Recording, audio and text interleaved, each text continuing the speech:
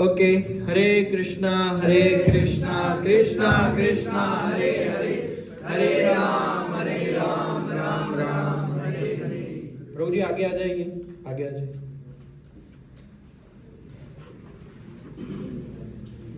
इधर इनके पीछे बैठ जाइए, कुर्सी को परेशान करने की आवश्यकता नहीं है, आगे आगे आ जाइए।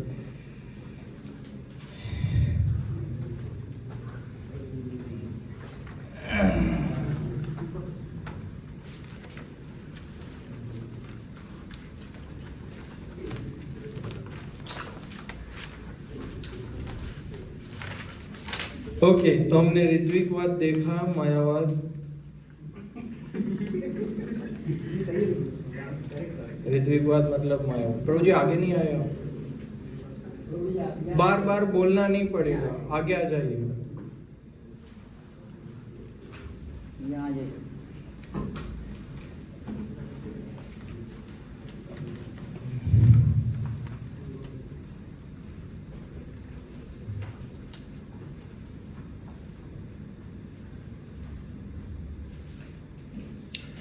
तो गुरु तत्व फिर से उसमें डिटेल में है कि गुरु को शक्ति कहाँ से मिलता है। तो आप सब जानेंगे कि आप देखिए कृष्णा है और कृष्णा के स्वयं एक पहले, प्रभु जी थोड़ा यूँ बताइए, सब दिख नहीं रहे हैं। हाँ बस सब दिखने चाहिए प्लीज। हाँ आप थोड़ा यूँ बैठ जाइए, दिख नहीं रहे हैं। जीत प्रभु थोड़ा आगे आ जाओ, दिख नहीं रहे। प्रभु जी आप लोग थोड़ा यूं आगे आ जाइए, सब दिखने चाहिए।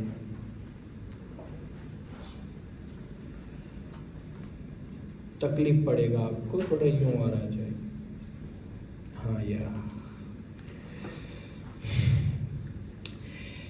तो कृष्ण के स्वयं विस्तार बलराम, बलराम जी क्या है, गुरु तत्व के प्रतिनिधि है। बलराम जी से सारे गुरुओं को बल प्रदान होता है। बलराम या बलदेव है ना, तो आध्यात्मिक शक्ति, आध्यात्मिक बल कहाँ से आता है, बलराम से। और वही बलराम के विस्तार है श्रीला, या वही बलराम जी स्वयं नित्यानंद प्रभु है, और वही कृष्ण स्वयं चैतन्य महाप्रभु है। तो वो बलराम जी और नित्यानंद प्रभु जो हमारे गुरु है, वो उनके शक्ति संचारित है, समझ रहे आप। तो हमारे गुरु जो है वो बलराम जी के प्रतिनिधि है, क्योंकि कृष्णा की डायरेक्ट सेवा कौन करता है, बलराम और राधा रानी। जब भक्त पूर्ण हो जाता है, मतलब उसकी भक्ति पूर्ण हो जाती है, संपूर्ण हो जाती है, तब व्यक्ति किसके अनुगत्य में आ जाता है, राधा रानी के। और जब वो प्रारंभिक अवस्था में होता है तो वो किसके पास रहता है, बलराम जी के पास रहता है।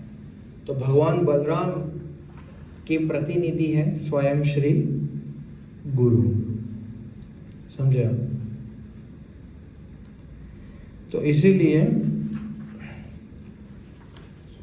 भगवान का प्रकाश है, मतलब भगवान किस स्वरूप में प्रकट हुए हैं हमारे समक्ष, गुरु के स्वरूप में प्रकट हुए, विग्रह के स्वरूप में प्रकट हुए हैं। गीता के ज्ञान के माध्यम से गुरु क्या है, प्रकट हुए हैं। या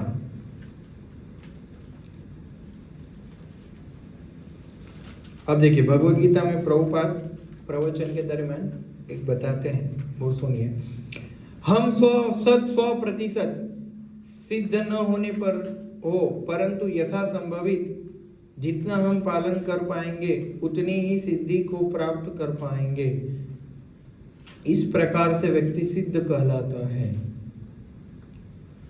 जितना भक्ति के नियमों का पालन करेंगे उतना आप सिद्ध कहलाएंगे। 100% पालन करेंगे तो 100%, 50% करेंगे तो 50%, 20 करेंगे तो 20।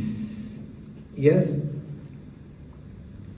तो यदि उदाहरण समझने का प्रयास करें कि अगर कोई दक्ष अभियंता कार्य कर रहा है और उसके निर्देशानुसार कोई भी कार्य कर रहा है, यह दूसरा व्यक्ति, क्योंकि एक दक्ष व्यक्ति से निर्देशित है, वह भी दक्ष कहलाता है। वह स्वयं 100% दक्ष न होने पर हो परंतु उसका कार्य दक्ष है, तो यह स्पष्ट है क्योंकि वह एक दक्ष के अंतर्गत कार्य कर रहा है। आप समझ रहे हैं। इसी प्रकार आप अगर शुद्ध भक्त का अनुसरण करते हैं तो आप भी शुद्ध भक्त हो जाते हैं। तो यदि हम श्रील प्रभुपाद के अनुयायी हैं और श्रील प्रभुपाद के सिद्धांतों का पालन कर रहे हैं तो श्रील प्रभुपाद शुद्ध भक्त है, तो उस सेंस में हम सभी भी क्या है? शुद्ध भक्त है। तो इस्कॉन में सारे क्या है? शुद्ध भक्त है।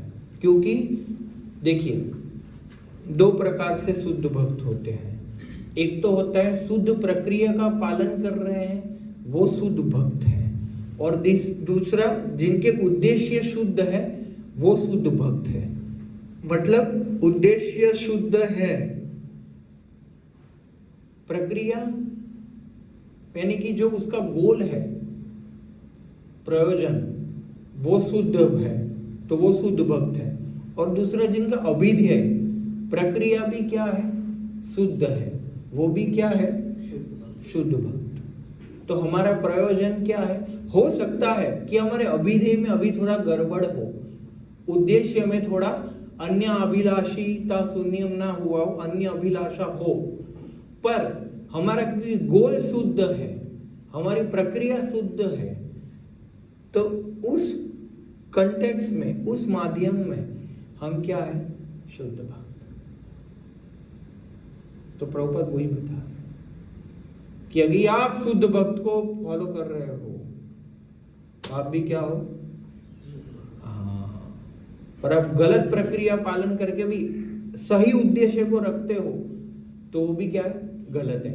सही प्रक्रिया में अगर कोई गलत उद्देश्य रखता है फिर भी उसका शुद्धि हो जाता है, पर गलत प्रयोजन में सही उद्देश्य से भी कोई शुद्धि होता नहीं है। गोल ही गलत है। क्या? मुक्ति प्राप्त करने के लिए भगवान के उसको, मतलब एक होता है भक्ति प्राप्त करना, भक्ति प्राप्त करने यानी कि भगवान के साथ रहकर सेवा करना। दूसरे लोग, कुछ लोग राम नाम जाप करते, कृष्ण नाम जाप करते, राधा नाम जाप करते, उसके अंदर समाहित होने के लिए, मतलब बोलते हैं कि हम राम के अंदर चले जाएंगे, उसको मुक्ति बोलते हैं, सालोक्य मुक्ति, सालोज्य मुक्ति। तो ये क्या है? अशुद्ध प्रयोजन है। तो ऐसे लोगों को शुद्ध भक्त नहीं बोला जाता, स्वार्थी लोग हैं। पर हमारा क्या है कि जैसे गोपियां सेवा कर रही है, जैसे हनुमान जी सेवा कर रहे हैं, बस वही भाव में और वही स्थिति में हमें सेवा करनी है। ये क्या है? शुद्ध भक्ति और शुद्ध मार्ग। समझे? यस। तो गुरु एक ही है, गुरु अनेक नहीं है। गुरु के शरीर अलग अलग है, बाकी तत्व तो क्या है? गुरु का एक ही है ना? गुरु एक ही है, खाली शरीर से क्या है? वो अलग अलग है। बाकी सारे गुरु बलराम जी का प्रतिनिधित्व करते हैं। सभी गुरु क्या है? एक ही है। जो भी कृष्ण तत्व जानता है वो सभी गुरु एक ही है। सभी लोग अलग अलग कृष्ण की सेवा कर रहे हैं। ठीक है?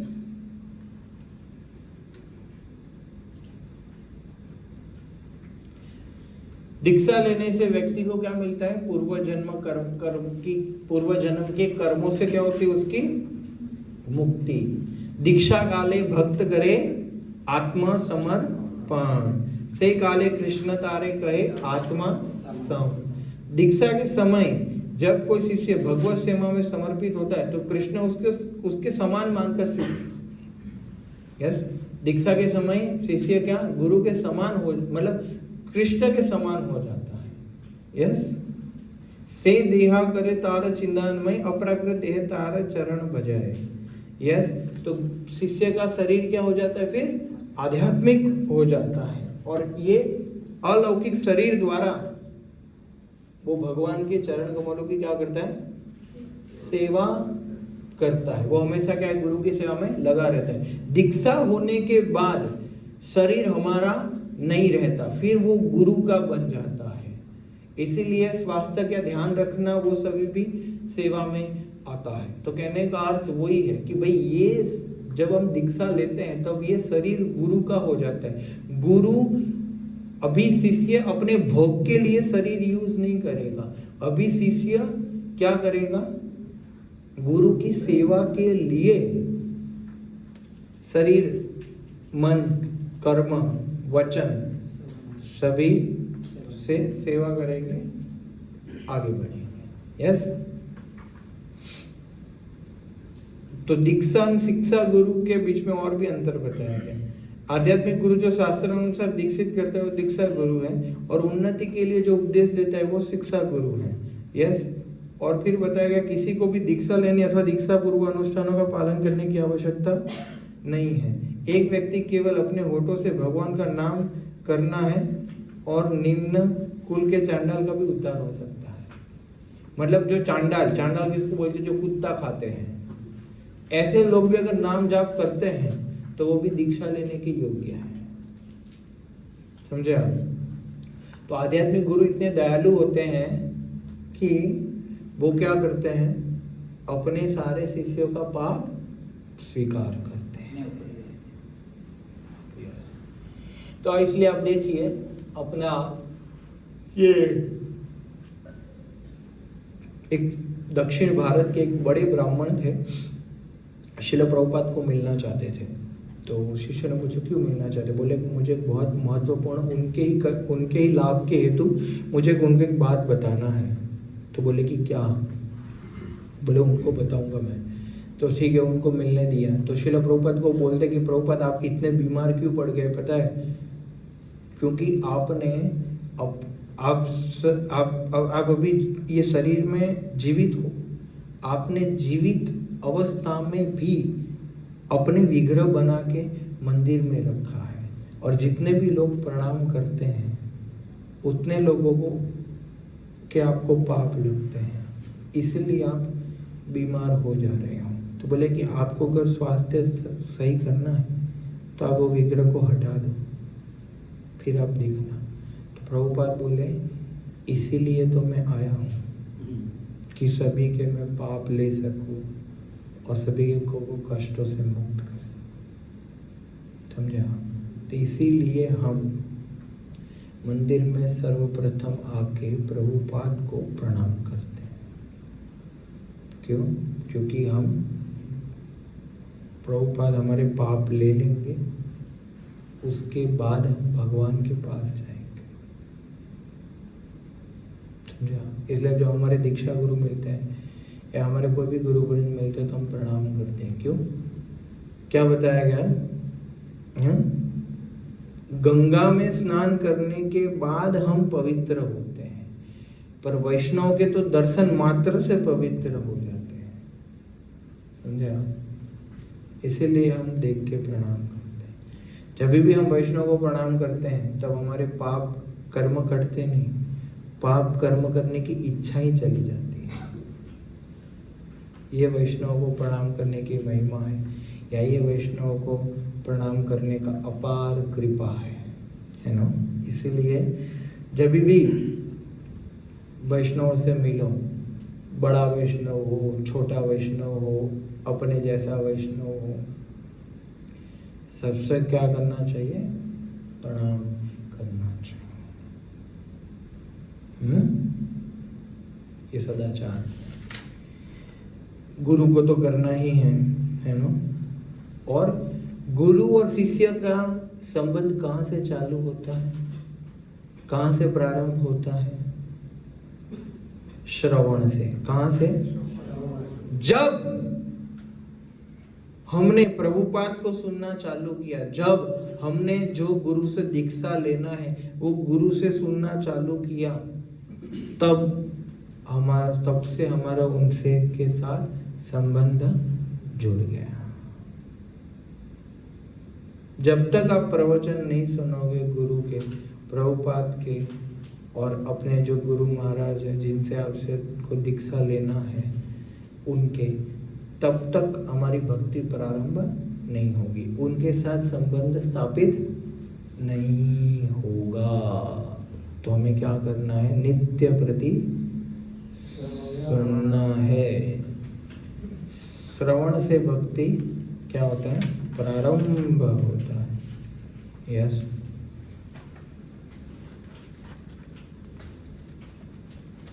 और इधर गुरु शिष्य प्रणाली में क्या भाव होना चाहिए?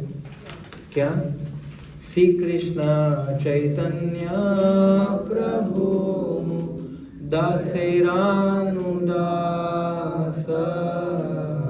ये भाव होना चाहिए कि हम श्री कृष्ण चैतन्य महाप्रभु के दासों के दास। हाँ, हम बॉस नहीं है, पर क्या है? दासानुदास। समझे आप? तो धीरे धीरे भक्ति में प्रगति करने का ये उपाय है। पहले हम दासानुदास होते हैं, अभी तो क्या दीक्षा नहीं हुआ तो इसीलिए दासानुदास है। फिर हम क्या बनेंगे? दास बनेंगे। क्या बनेंगे? फिर प्रभु बनेंगे। क्या बनेंगे? प्रभु। फिर महाप्रभु।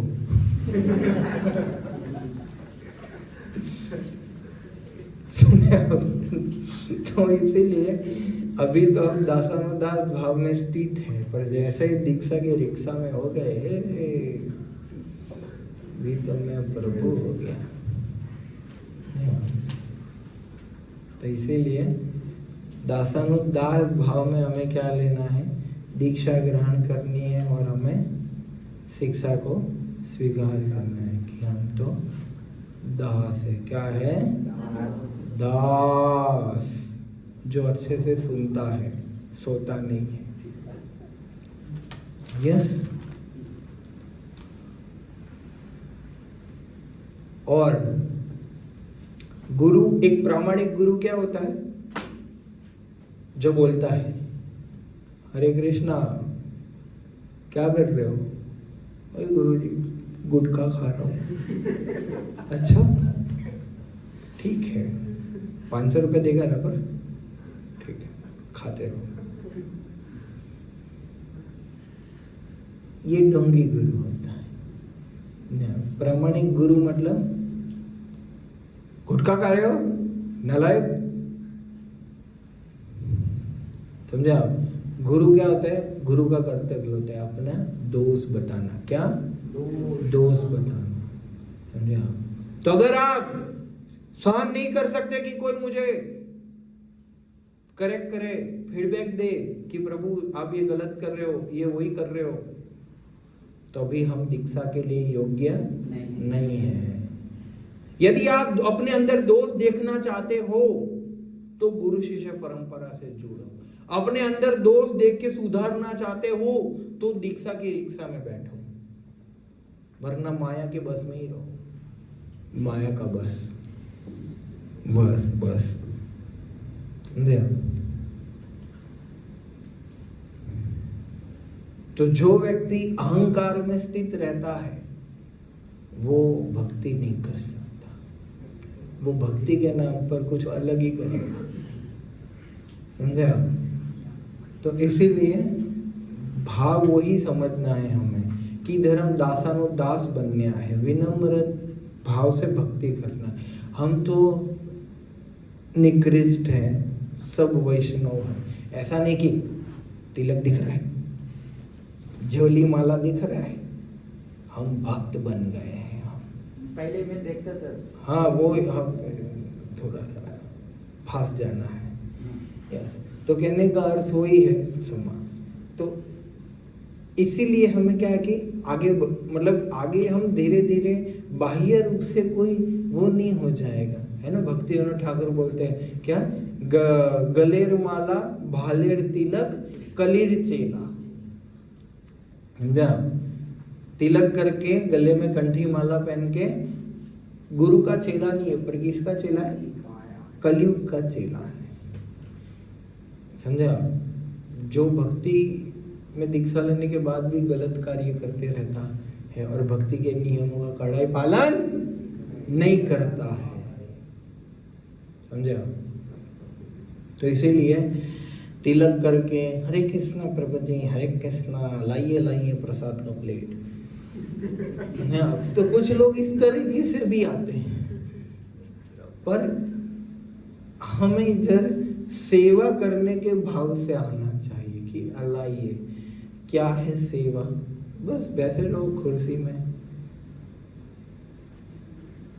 तो सेवा दास्य भाव में हमें करना चाहिए। तो जब तक सेवा का भाव विकास ना हो तब तक हम भक्ति में प्रगति नहीं कर सकते और दीक्षा भी नहीं ले सकते, समझे। तो सेवा का भाव विकास करना है, नो।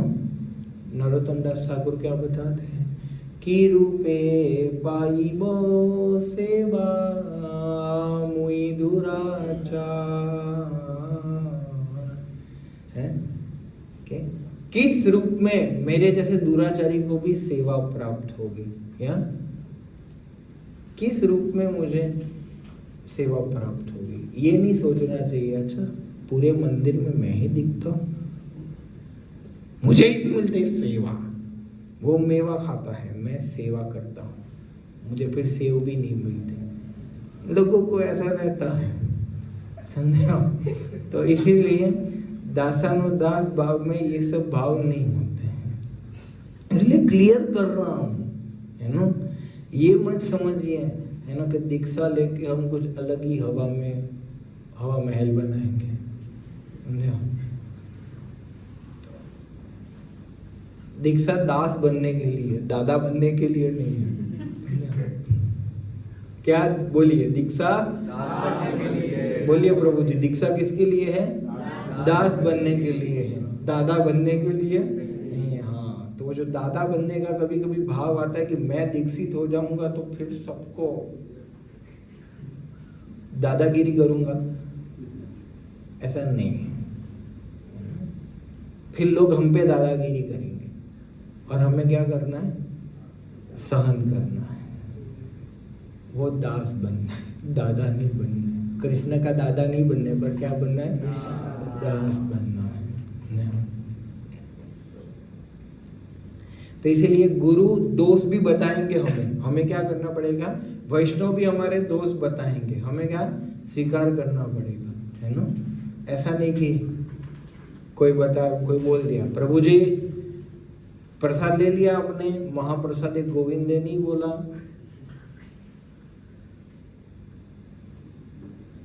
मैं महाप्रसाद गोविंद ने बोलता। अरे पूरा दिन चलता रहता है हमारा, तो समझा। कोई बोले प्रभु जी अब माला में सो रहे थे, नहीं ध्यान पूर्वक माला कर रहा था मैं, समझे आप। तो कि थैंक यू आपने मुझे बताया, इस भाव से हमें स्वीकार करना चाहिए। अगर कोई हमारा गलती बताता है तो समझ में आया। इस्कॉन में बहुत सारे भक्त हैं जो हमारी शुद्धि के लिए ही आए हैं। अब समझ लीजिएगा, जिन भक्तों का हमारे से अच्छा नहीं बनता है, मतलब वो हमारी शुद्धि के लिए ही भगवान ने भेजा है उनको, समझे आप। इसीलिए दोष नहीं देखना चाहिए कि ये भक्त ऊपर से जो हमारे भक्ति सिद्धांत महाराज एक बार बहुत दुखी हो गए थे, तो पूछा कि क्यों दुखी हुए? बोले वो मायावादियों ने शरीर छोड़ दिया। तो बोले मायावादियों ने शरीर छोड़ा, इसमें आप क्यों दुखी हो? बोले कि तो फिर अभी हम सही जा रहे हैं ऐसा बताएगा कौन हमें? हमारे अंदर दोष कौन देखेगा? ये उनका भाव था। और हम तो गया, कुछ लोग तो हवन करते हैं, शांति यज्ञ, तो कुछ अलग अलग भाव होते हैं, पर भक्ति में अलग ही भाव होते हैं, है ना। तो भक्ति भाव बताया जा रहा है, माया के भाव से क्या भक्ति भाव, है ना। क्योंकि माया भक्ति का भाव का क्या है? अभी क्या है? अभाव है। क्या है?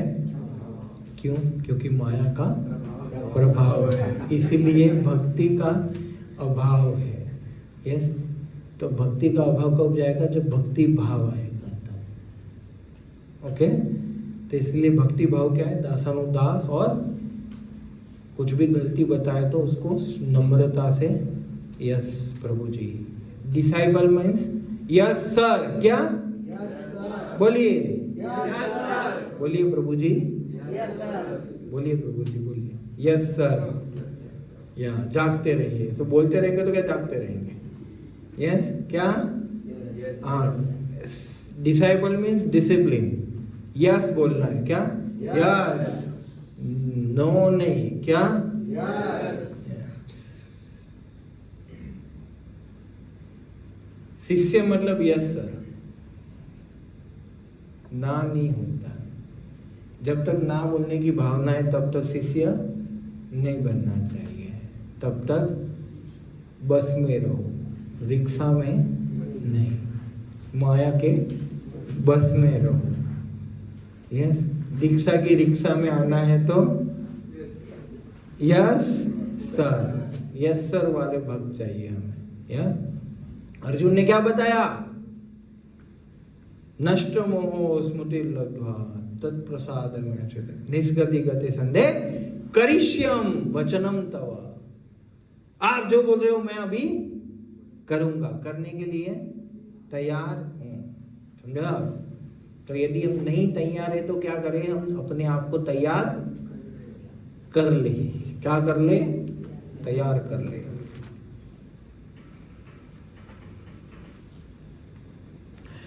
अभी अब देखिए, इधर आगे लिखा है कि भक्ति विनोद ठाकुर गौर किशोर बाबा जी के सीधे गुरु नहीं थे। तो बोला ना, हमारी एक्चुअली क्या है, शिक्षा परंपरा ज्यादा है। क्या? हाँ, जगन्नाथ दास बाबा जी महाराज और भक्ति विनोद ठाकुर के दीक्षा गुरु जगन्नाथ दास बाबा जी महाराज नहीं थे। और जगन्नाथ दास बाबा जी महाराज गौर किशोर बाबा जी महाराज के दीक्षा गुरु नहीं थे। सबके दीक्षा गुरु अलग अलग है, पर ये सब क्या है? शिक्षा प्रणाली ज्यादा है। क्या है? शिक्षा प्रणाली है। हाँ, भक्ति सिद्धांत महाराज और प्रभुपाद का दीक्षा वाला संबंध है। समझे आप? बाकी भक्तिनाथ ठाकुर, भक्ति सिद्धांत गौर किशोर बाबा जी महाराज और भक्ति सिद्धांत स्वामी ठाकुर ये दीक्षा वाले थे, पर शिक्षा किससे थे? भक्ति विनोद ठाकुर से।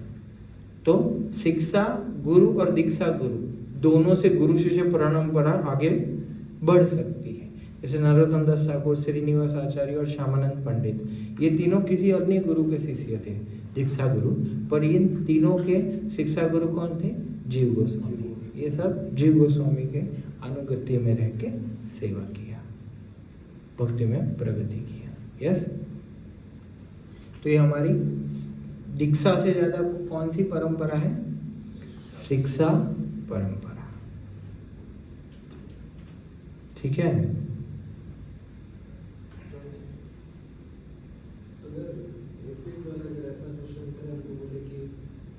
हम शिक्षा वाली गुरु परंपरा से जा रहे हैं, ऐसा करके अगर कोई करे तो उसको किस तरीके से अपने काट सकते हैं? बोले कि हम तो शिक्षा वाली गुरु परंपरा से जा रहे हैं, शिक्षा गुरु वाले से जा रहे हैं। हाँ, तो भ्रमित लोगों को तो यही लगता है ना कि हम जा रहे हैं, पर वास्तविकता में वो तो कहीं नहीं जा रहे हैं, वो तो वहीं के वहीं खड़े हैं। शिक्षा क्या है? एवं गुरु परंपरा प्राप्त है, कि गुरु परंपरा से ज्ञान आता है। तो कहाँ जा रहे हैं? सरस्वती ठाकुर क्या उदाहरण देते हैं कि एक गांव में एक बड़ा सा विवाह था, सभी लोग आए थे नाव में बैठकर, फिर विवाह संपन्न हो गया तो सब नाव में बैठ के अंधेरा था तो नाव में बैठ के चले गए। तो पूरी नाव वो क्या, वो हलेसा होता है ना, उससे नाव आगे बढ़ती है, तो वो मारते रहे और सुबह हुई तो जहां बैठे थे वहीं के वहीं थे। क्यों? क्योंकि वो लंगर खोलना भूल गया। समझे आप? तो ब्लॉकेज है, शिक्षा अच्छे से नहीं ले रहे हैं, आधा आधा ले रहे हैं। जैसा देखिए, कृष्णा मतलब 4 चीज। क्या? कृष्णा के अवतार, कृष्णा की शक्तियां और कृष्णा के अवतार, भक्ति और कृष्णा के भक्त, ये 4 चीज मतलब कृष्णा। तो ऐसे ही गुरु मतलब गुरु के शिष्य और गुरु की शिक्षाएं। समझ आया? तो जब हम गुरु स्वीकार, वो प्रभुपाद को स्वीकार करते पर प्रभुपाद के शिष्यों को स्वीकार नहीं करते तो क्या फायदा? समझे आप? कृष्णा क्या बोले, उनकी शिक्षा क्या है? If you want to love me then love my dog. समझे आप किसी के घर पे जाएंगे और उसके कुत्ते को 2 झापट मारेंगे तो क्या होगा? गुस्सा हो जाएगा कि नहीं? समझे? तो तो जो गुरु है उसके शिष्य को स्वीकार नहीं कर रहे हो आप, तो आधा अधूरा प्रभुपाद को स्वीकार कर रहे हो ना, समझे आप? कुछ ढोंग है, फिर तो शिक्षा के नाम पे ढोंग कर रहे हैं, समझे आप? आधी अधूरी शिक्षा मान रहे हैं।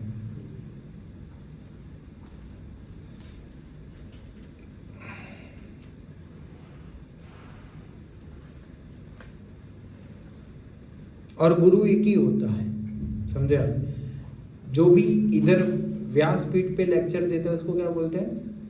व्यास देव का प्रतिनिधि, इसलिए हम उसको प्रणाम करते हैं, समझे? वो व्यास देव की शिक्षाओं को दोहराता है, समझे आप? इसलिए व्यासपीठ बोलते हैं। यस, समझे आप? तो ऐसे क्या है, गुरु एक ही है कि भाई कोई गुरुओं का शिक्षाओं में कोई अंतर नहीं। और महाप्रभु ने क्या बोला? आमार आज्ञा हुई गुरु भैया तारा ही देश, ऐसा नहीं बोला आमार आज्ञा भैया शिष्य भैया अन रहिया, समझे आप? मेरी आज्ञा से क्या बनो तुम? क्या बनो? गुरु बनो। क्या बनो?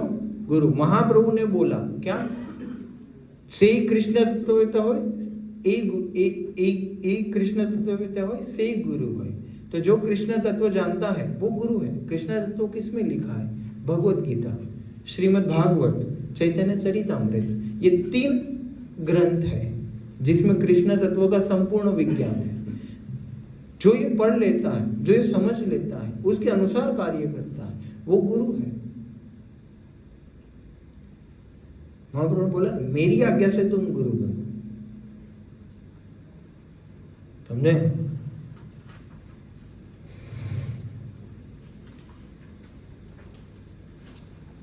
तो समझ में आया आप लोगों को?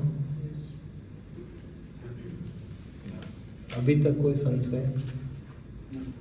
फिर तीसरा पार्ट चल रहा है और पहले पार्ट के प्रश्न पूछ रहे, ऐसा मत करिए, क्लियर ही कर दीजिए जहां जहां जो खत्म हो गया उसको, ठीक है? आगे बढ़े। तो अभी है तीसरा, श्रील प्रभुपाद इस्कॉन के संस्थापक आचार्य। तो इसमें 3 विषय है। संस्थापक आचार्य के कार्य क्या होते हैं? प्रभुपाद श्री चैतन्य महाप्रभु के शक्ति प्रदत्त प्रतिनिधि और भविष्य का इस्कॉन। यस। तो एक फाउंडर आचार्य, संस्थापक आचार्य किसको बोलते हैं? ऑक्सफोर्ड डिक्शनरी को पूछा गया तो डिक्शनरी ने बताया कि स्थापना करने के अर्थ एक सुदृढ़ नींव एवं आश्रय प्रदान करना, कि भाई एक प्रक्रिया देना कि ये करना चाहिए और ये नहीं करना, एक क्लियर कट संदेश दिया। फिर क्या है? सिद्धांत को स्थापित करना, ये सही है और ये गलत है। किसी संस्था के सर्वप्रथम स्थापित करना और उसके बने रहने के लिए उचित प्रतिबंध करना। यस।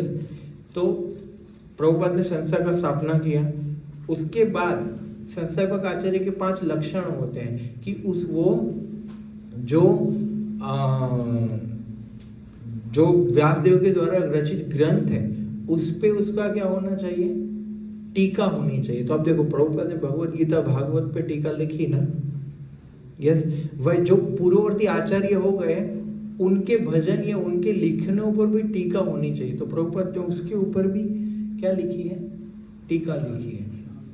उनके उद्देश्य को बराबर समझ के प्रस्तुत करना चाहिए, वो भी प्रभुपाद ने किया। समझ में आ रहा है आप लोग? यस। और संस्थापक आचार्य सभी पूरी परंपरा का तत्व सिद्धांत सारांश रूप में बताता है और अपनी शिक्षा काल देश परिस्थिति के अनुसार प्रस्तुत करता है। प्रभुपाद ने किया, समझा? तो ऐसे प्रभुपाद एक आदर्श और योग्य संस्थापक आचार्य है। समझा? कि एक होता है खाली संस्था बना दिया, दूसरा होता है कि वास्तविकता में संस्था बनाई इसीलिए संस्थापक आचार्य नहीं है केवल, संस्था में ऐसे अच्छे से निर्माण किया गया, संस्था की इतनी जबरदस्त नींव रखी उन्होंने कि हजारों के हजारों साल तक लोग क्या करते रहे, ये सब प्रक्रिया का पालन करते रहे।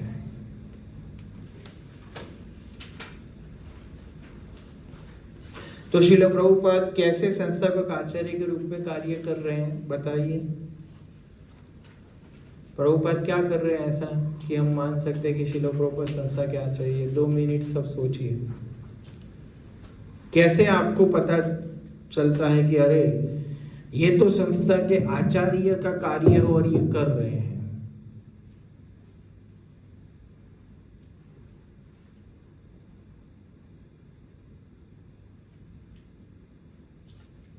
हाथ खड़ा करके हाँ,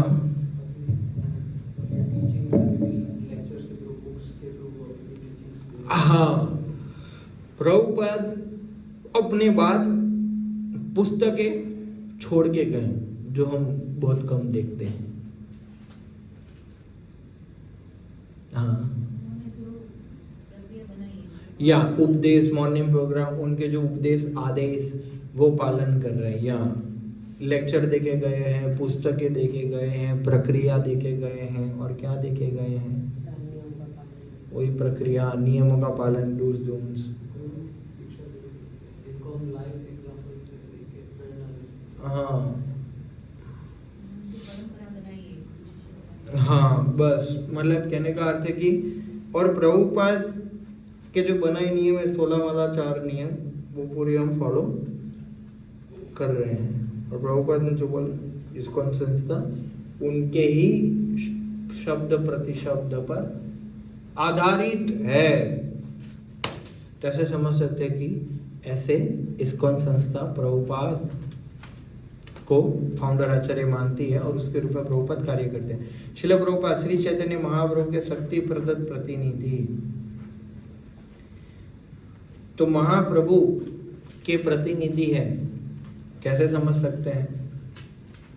चैतन्य मंगल में लोचन दास ठाकुर, चैतन्य मंगल चैतन्य महाप्रभु लोचन दास ठाकुर श्रील नित्यानंद प्रभु के अंतिम शिष्य थे।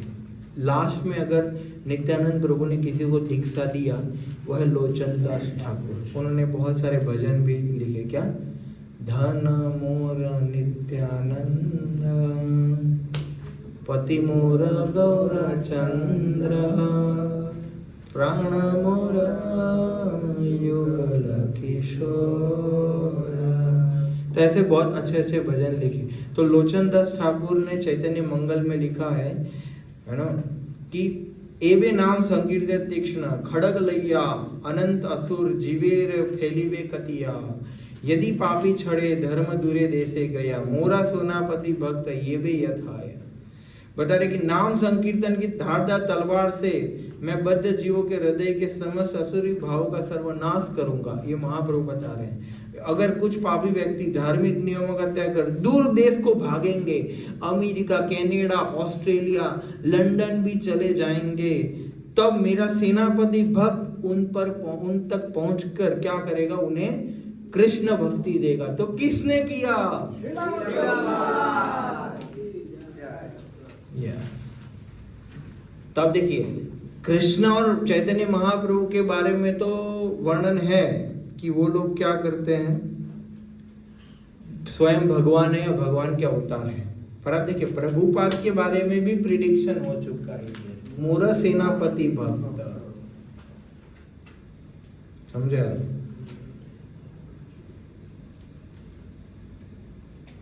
समझ में आया? तो अब देखिए कोई 70 साल का बूढ़ा व्यक्ति अमेरिका जाके, जो मांस मच्छी खाते हैं, जिन्होंने कृष्ण सुना भी नहीं है, जिनको बैठना भी नहीं आता, इनको माला दीक्षा सन्यासी बना, जो हफ्ते में एक बार भी हार्डली स्नान करते थे उनको 3 बार सन्यासी बना के 3 बार स्नान करता हुआ किया। तो ये कोई सामान्य कोई पप्पू कर सकता है?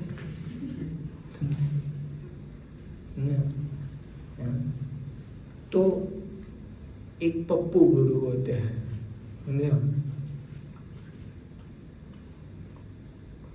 पर प्रभुपाद भगवान के भेजे हुए पार्षद थे, शक्ति संचारित थे, चैतन्य महाप्रभु साक्षात। अब देखिए रूप गोस्वामी की जो भजन कुटीर है रूप राधा दामोदर मंदिर में,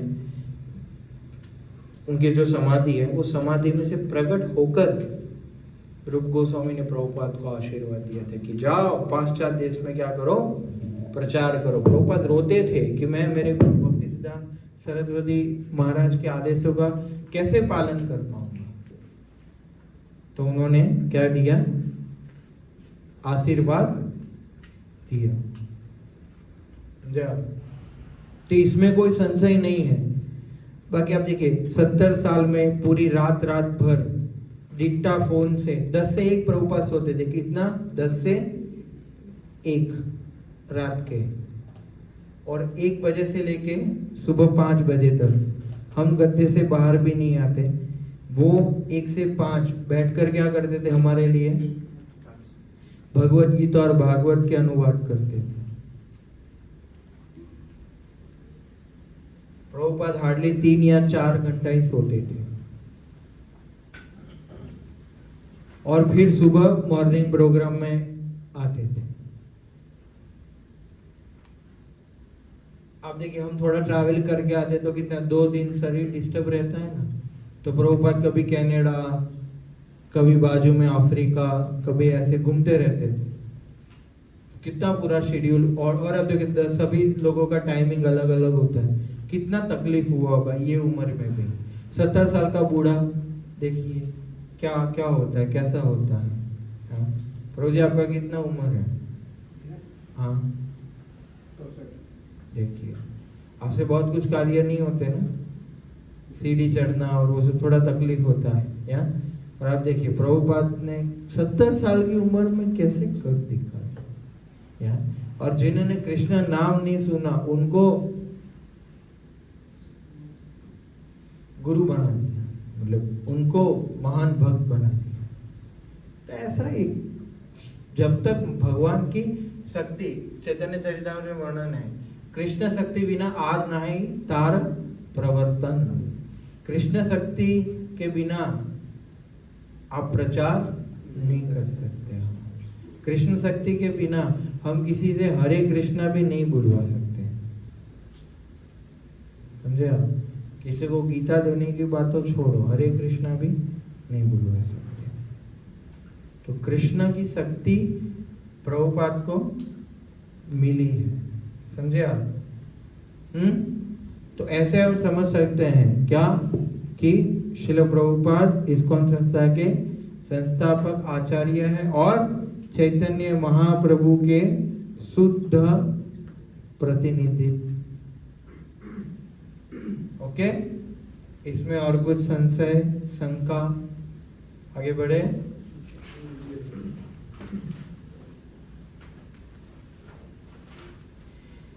इसलिए दूसरा टॉपिक है भविष्य में इस्कॉन। श्रील प्रभुपाद के भविष्य में संस्थापक आचार्य एवं स्थापना शिक्षा गुरु बने रहने सुनिश्चित करने के लिए क्या किया जा सकता है, इसमें लिखे।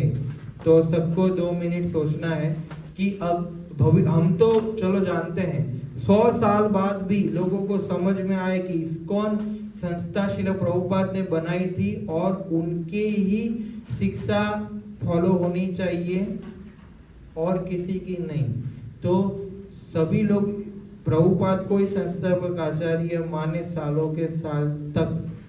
ऐसा क्या कर सकते हैं हम, वो सोच के बताना है और लिखना है। तो आप लोग लिखते भी रह सकते हैं, सोचिए 2-3 मिनट सोचिए। ऐसा क्या करना चाहिए कि आगे की भविष्य की पीढ़ियों दर पीढ़ियों को पता चले कि श्रील प्रभुपाद ही इस्कॉन में मुख्य संस्थापक आचार्य है। वो नहीं बात है, वो तो सोचना है ना।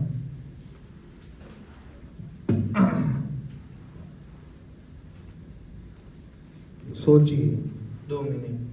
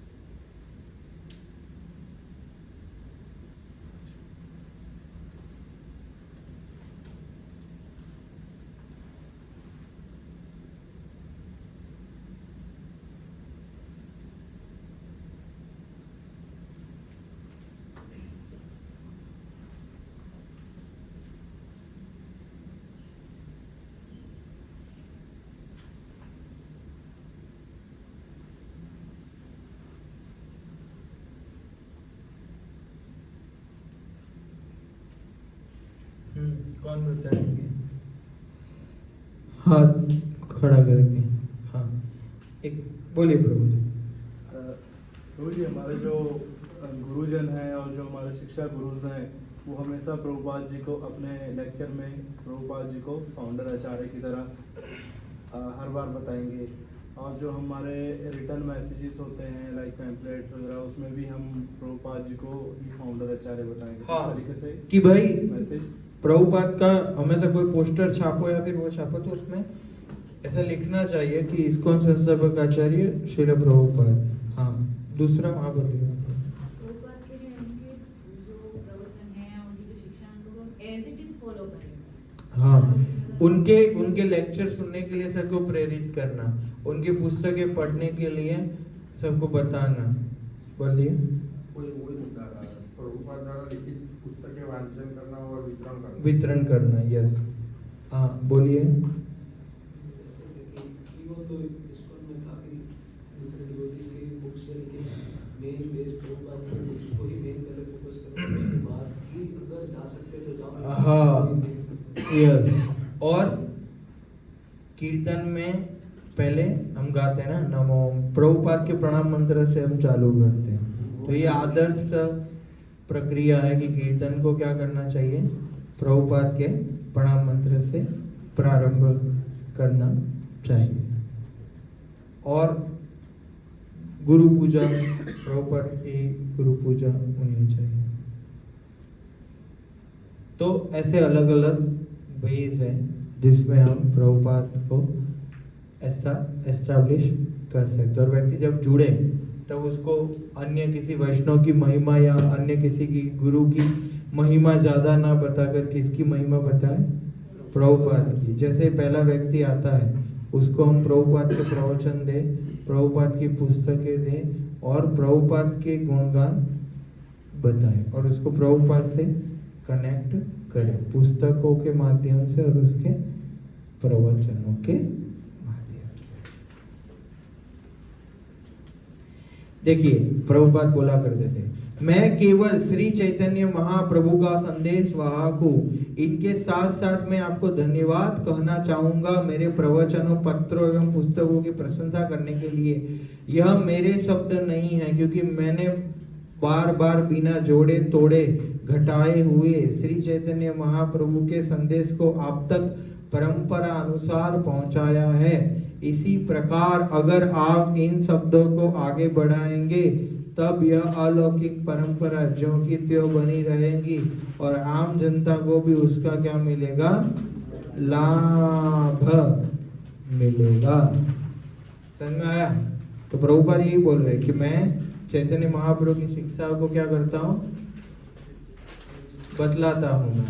मैंने कोई मरोड़े तोड़े नहीं है। यस, समझ में आ गया?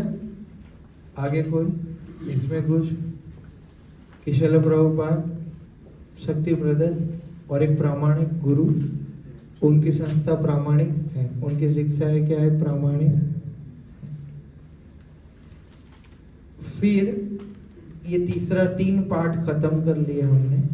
अभी चौथा पार्ट है इस्कॉन के गुरु। क्या?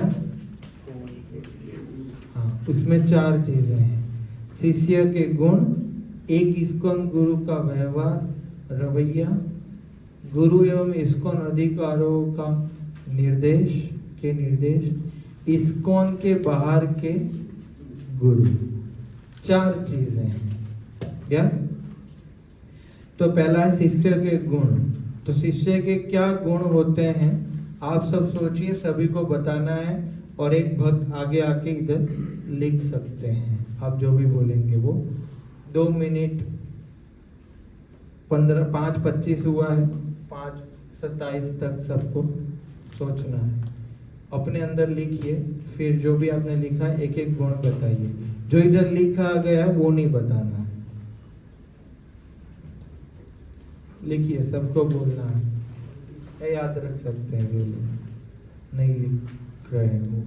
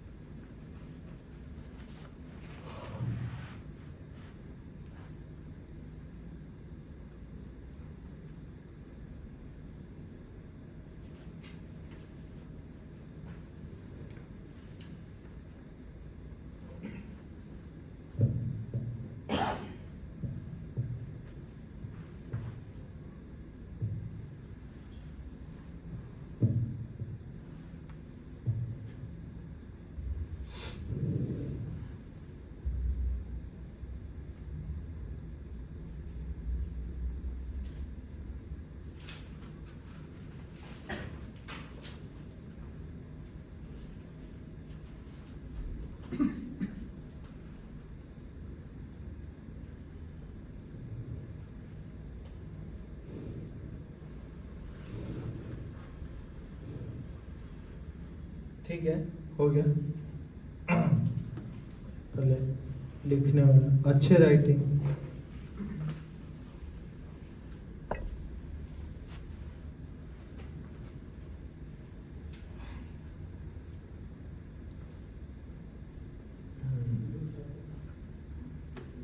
लिखिए, अभी एक एक बोलेंगे।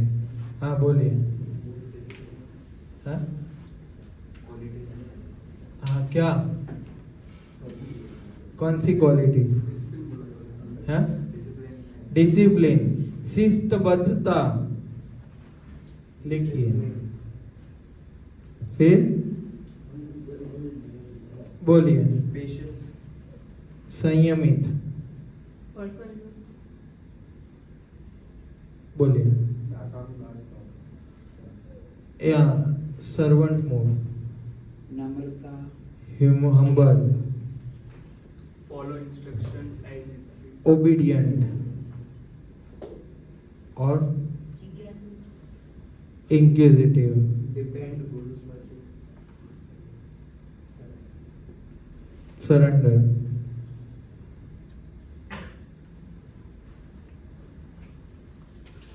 दास, हो गया दास भाव। गुरु के सामने सद्भाव से रहना, वही मतलब जेंटल। एक मेंटल होता है, दूसरा क्या होता है? जेंटल। जेंटल एक मेंटल होता है, मेंटल मैन। दूसरा क्या होता है? जेंटल, हाँ, तो ये सब जेंटलमैन के क्वालिटीज हैं। जिनमें ये नहीं है वो क्या है? हाँ,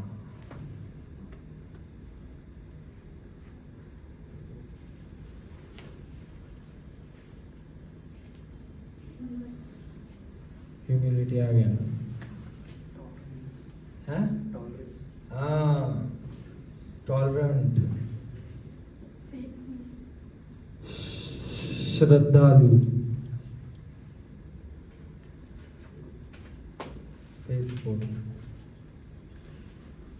सेल्फ कंट्रोल, आत्म संयमी,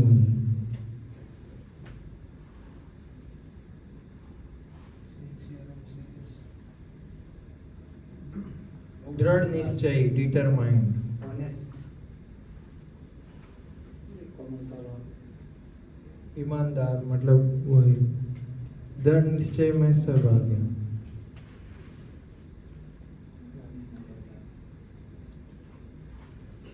तो ये सब मोटे मोटे क्या है? शिष्य के गुण जो हमें विकास करना है, समझा? एक होता है कि भाई, थैंक यू, एक होता है कि हमने गुरु को गुरु स्वीकार किया है।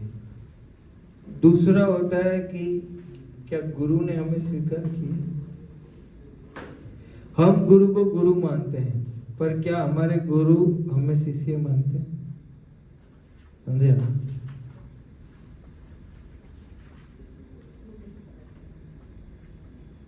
वही है, पालन करना ही। जो जो गुरु के आदेशों का पालन करता है, गुरु उसको शिष्य मानते हैं। बाकी तो क्या है? फॉर्मेलिटी है, समझा? बाकी तो जो पालन करता है वही शिष्य है ना? बाकी सबके लिए गुरु, जो पालन नहीं करते उसके लिए शिष्य क्या है? उसके लिए गुरु क्या है? कुछ नहीं। तो ये सब गुण होंगे तभी हम आगे बढ़ पाएंगे। तो गुरु के आशीर्वाद से प्राप्त होते हैं। तो ये सब गुणों का हमें क्या करना है? विकास करना है। ये सब गुणों का विकास किए बिना हम भक्ति में प्रगति नहीं कर सकते। यस, मन माने ढंग से कार्य करना, ये सब हमारी दीक्षा के लिए अयोग्यता का सूचक है। समझे? हाँ, तो ये सब विकास करना है। फिर आगे है इस्कॉन के गुरुओं का क्या मनोभाव, क्या इस्कॉन में जो दीक्षा गुरु बनते हैं उनका क्या भाव होना चाहिए या क्या भाव होता है।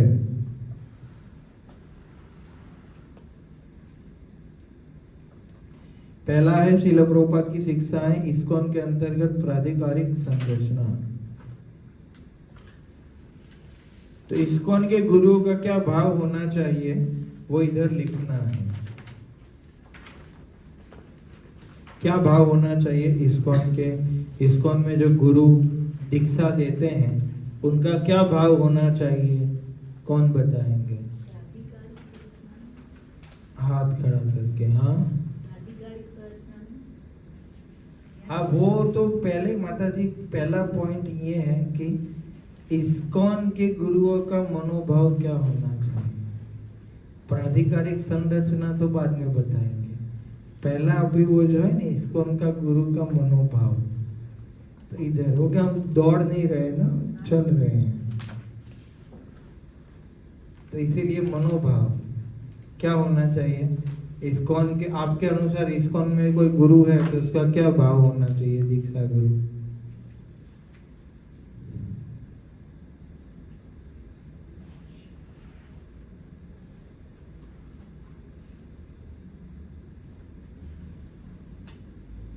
क्या करना चाहिए उसको, बोलो। उनके जो डिसाइपल्स है और एस्पायरिंग डिसाइपल्स है वो उनके रूल्स को अच्छे से फॉलो कर सके।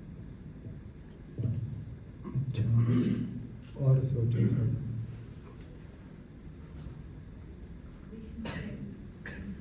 कृष्ण प्रेम देना है। नहीं, मतलब कृष्ण के प्रति आकर्षण किस तरह से बढ़े।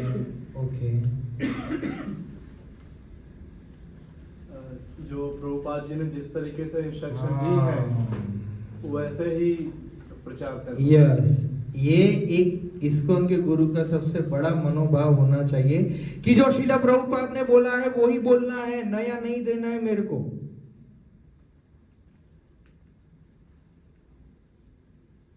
और मैं कैसे सबको प्रभुपाद के प्रति ज्यादा से ज्यादा श्रद्धा बढ़ाऊं और उनकी सेवा के लिए प्रेरणा दूं और प्रोत्साहित करूं, क्योंकि मैं खुद भी प्रभुपाद की सेवा में लगा हूं और मैं ज्यादा से ज्यादा लोगों को प्रभुपाद की सेवा में लगाऊं। मैं सबको जोड़ रहा हूं, मतलब प्रभुपाद से ही मेरा स्तोत्र आ रहा है और प्रभुपाद से ही मेरा ज्ञान और शक्ति और बल आ रहा है। मैं प्रभुपाद से क्या अलग नहीं, मैं प्रभुपाद का प्रतिनिधित्व कर रहा हूँ गुरु बन के। मुझे शिष्य बनाने हैं प्रभुपाद की सेवा के लिए। प्रभुपाद की इच्छा, जो श्रील प्रभुपाद ने इस्कॉन संस्था के 7 उद्देश्य बताए हैं कि इस्कॉन क्यों बनाया गया है, तो बोले 7 उद्देश्य के लिए बनाया गया। वो 7 उद्देश्य में ही सबको लगाने के लिए मैं क्या कर रहा हूँ, प्रचार और शिष्य बना रहा हूँ। वरना शिष्य बनाने का कोई फायदा नहीं, कोई उद्देश्य नहीं है, समझे आप? तो वास्तविकता में ये एक इस्कॉन गुरु का मनोभाव होना चाहिए और गुरुओं के अंदर है। आज भी दीक्षा प्रतिज्ञा लेते हैं गुरु, जो भी गुरु के लिए योग्य माने जाते हैं उनके, वो श्रील प्रभुपाद के सामने कुछ वचन देते हैं कि मैं आजीवन इस्कॉन संस्था के लिए और प्रभुपाद के लिए कार्य करूंगा। मैं इस्कॉन संस्था को कभी भी त्याग नहीं करूंगा। यदि मैं इस्कॉन संस्था को त्याग करता हूं तो मैं जैसे मैं संस्था को त्याग करता हूं वैसे ही मैं फिर गुरु नहीं हूं। मैं गुरु का पद त्याग कर दूंगा, मैं गुरु का पद छोड़ दूंगा। जो अगर मैं इस्कॉन त्यागता हूं तो मैं गुरु का पद भी त्याग कर दूंगा। और प्रभुपाद ही एक संस्थापक आचार्य और उनकी सेवा में लगना है और उनका प्रतिनिधित्व करना है, यही मेरे जीवन का उद्देश्य है। ऐसे क्या होती है? एक दीक्षा गुरु प्रतिज्ञा लेते हैं। ओके, हाँ, अभी जो माता जी का पॉइंट है वो है इस्कॉन के अंतर्गत प्राधिकारिक संरचना, मतलब इस्कॉन क्या लिखा है इंग्लिश में? और ISKCON authority. Guru and ISKCON authority instruction. देखिए देखिए देखिए, ये स्ट्रक्चर है।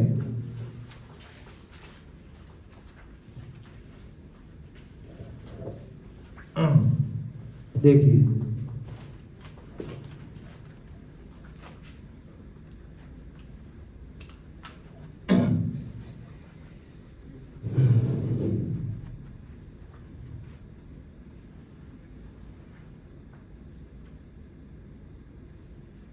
पहला कौन है? श्रील प्रभुपाद। फिर क्या है?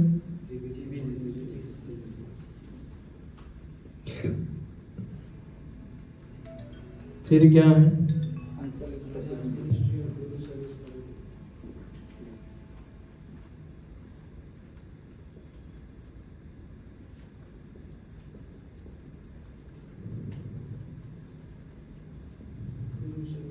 गुरु सर्विस कमेटी। गुरु सर्विस।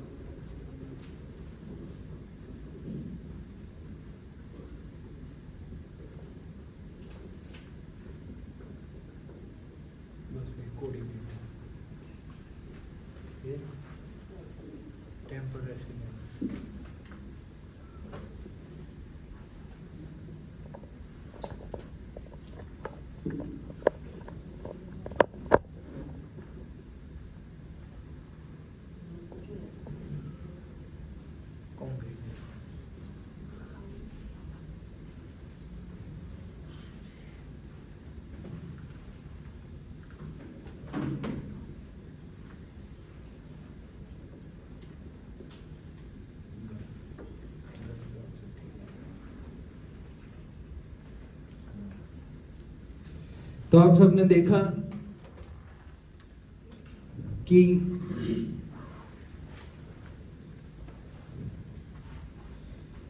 सबसे ऊपर कौन है? श्रील प्रभुपाद। फिर संन्यास मिनिस्ट्री है, मतलब ये संन्यास मिनिस्ट्री क्या है कि जितने भी इस्कॉन के गुरु है या कौन गुरु बनेंगे, किनका संन्यास होगा, किनका संन्यास नहीं होगा, वो निर्णायक ये संन्यास मिनिस्ट्री करते हैं। क्योंकि इस्कॉन को जो मेनली जो मतलब ऐसे आगे बढ़ाएंगे, क्योंकि सारे आश्रम में संन्यास आश्रम सबसे श्रेष्ठ आश्रम है, तो ये पूरा एक मिनिस्ट्री है। फिर श्रील प्रभुपाद के डायरेक्ट बात क्या है? जीबीसी। प्रभुपाद ने क्या बोला? If you love me then cooperate, है ना, कि मेरे बाद जीबीसी कार्यरत रहेगी, जीबीसी मेरे बाद निर्णय लेगी, मेरे बाद इस्कॉन 7 कार्य पर कार्य करेगी, उसकी पूरी जिम्मेदारी जीबीसी की रहेगी। तो गवर्निंग बॉडी, कमीशन ऑफिसर्स है, मतलब जितने भी कुछ जीबीसी मेंबर्स है, वो सब अलग अलग देशों के जीबीसी है। पर इस्कॉन में, हमारे भारत में क्या है? हमारे भारत में जीबीसी नहीं है, जीबीसी भारत के बाहर के लिए है। इस्कॉन ने भारत में ब्यूरो बनाया, क्या ब्यूरो, तो हमारे कुछ ब्यूरो मेंबर्स हैं, तो इस्कॉन में हायर बॉडी है ब्यूरो मेंबर्स, तो इस्कॉन ब्यूरो है। तो ब्यूरो में क्या है, ये रीजनल बॉडी, इधर से ही काम होता है। क्योंकि भारत में कैसा था कि उनके जो फॉरेनर शिष्य थे, तो भारतीय लोग क्या उनको थोड़ा लूट लेते थे, ज्यादा पैसा लेते थे, तो भारत का पूरा मैनेजमेंट प्रभुपाद डायरेक्ट ही संभालते थे। तो प्रभुपाद के जाने के बाद फिर, क्योंकि भारत में प्रभुपाद ने जीबीसी नहीं बनाया, तो इसीलिए ये ब्यूरो मेंबर रीजनल बॉडी बनाया कि भाई ठीक है, कुछ प्रदेश ये संभालेंगे, कुछ प्रदेश ये संभालेंगे। फिर एक रीजनल सेक्रेटरी होते हैं, क्या होते हैं, एक जो मेन व्यक्ति होता है उसको वो जोनल होते हैं, जोनल सेक्रेटरी मेन। उसके बाद रीजनल सेक्रेटरी होते हैं, यस रीजनल सेक्रेटरी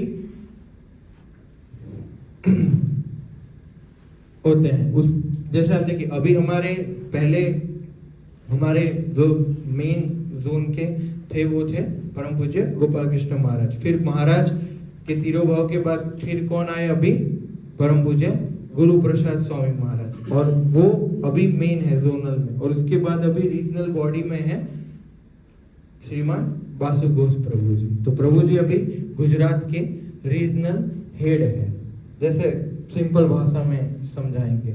फिर क्या आते हैं रीजनल बॉडी, जो रीजनल बॉडी होता है जो ब्यूरो, वो सन्यासी को सेवा में लगाता है कि आप इधर प्रचार करिए, इधर प्रचार करिए, आप इधर जाइए। समझ में आया? क्योंकि इस्कॉन में गुरु बनना बहुत मुश्किल बात है। अभी 50 साल तक, बहुत साल हो गए, उसमें ये नियम है कि जो व्यक्ति का उम्र 50 साल नहीं होता तब तक वो व्यक्ति का सन्यास नहीं हो सकता।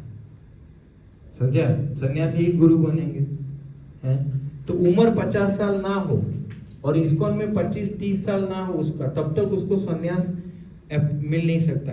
सन्यास के एप्लीकेशन देने के 10-15 साल बाद उसको ऑब्जर्व करते हैं, उसको साधना कार्ड भरना पड़ता है, उसको बताना पड़ता है कि इतने बजे मैंने मॉर्निंग प्रोग्राम किया, इतने बजे उठा, उसकी सेवा भी सब ध्यान रखते हैं। उनको फॉरेन सब अलग अलग मंदिरों में भेजा जाता है, और सारे मंदिरों में फिर क्या पूछा जाता है कि ये भक्त आए थे, कैसी सेवा की उन्होंने, सही की।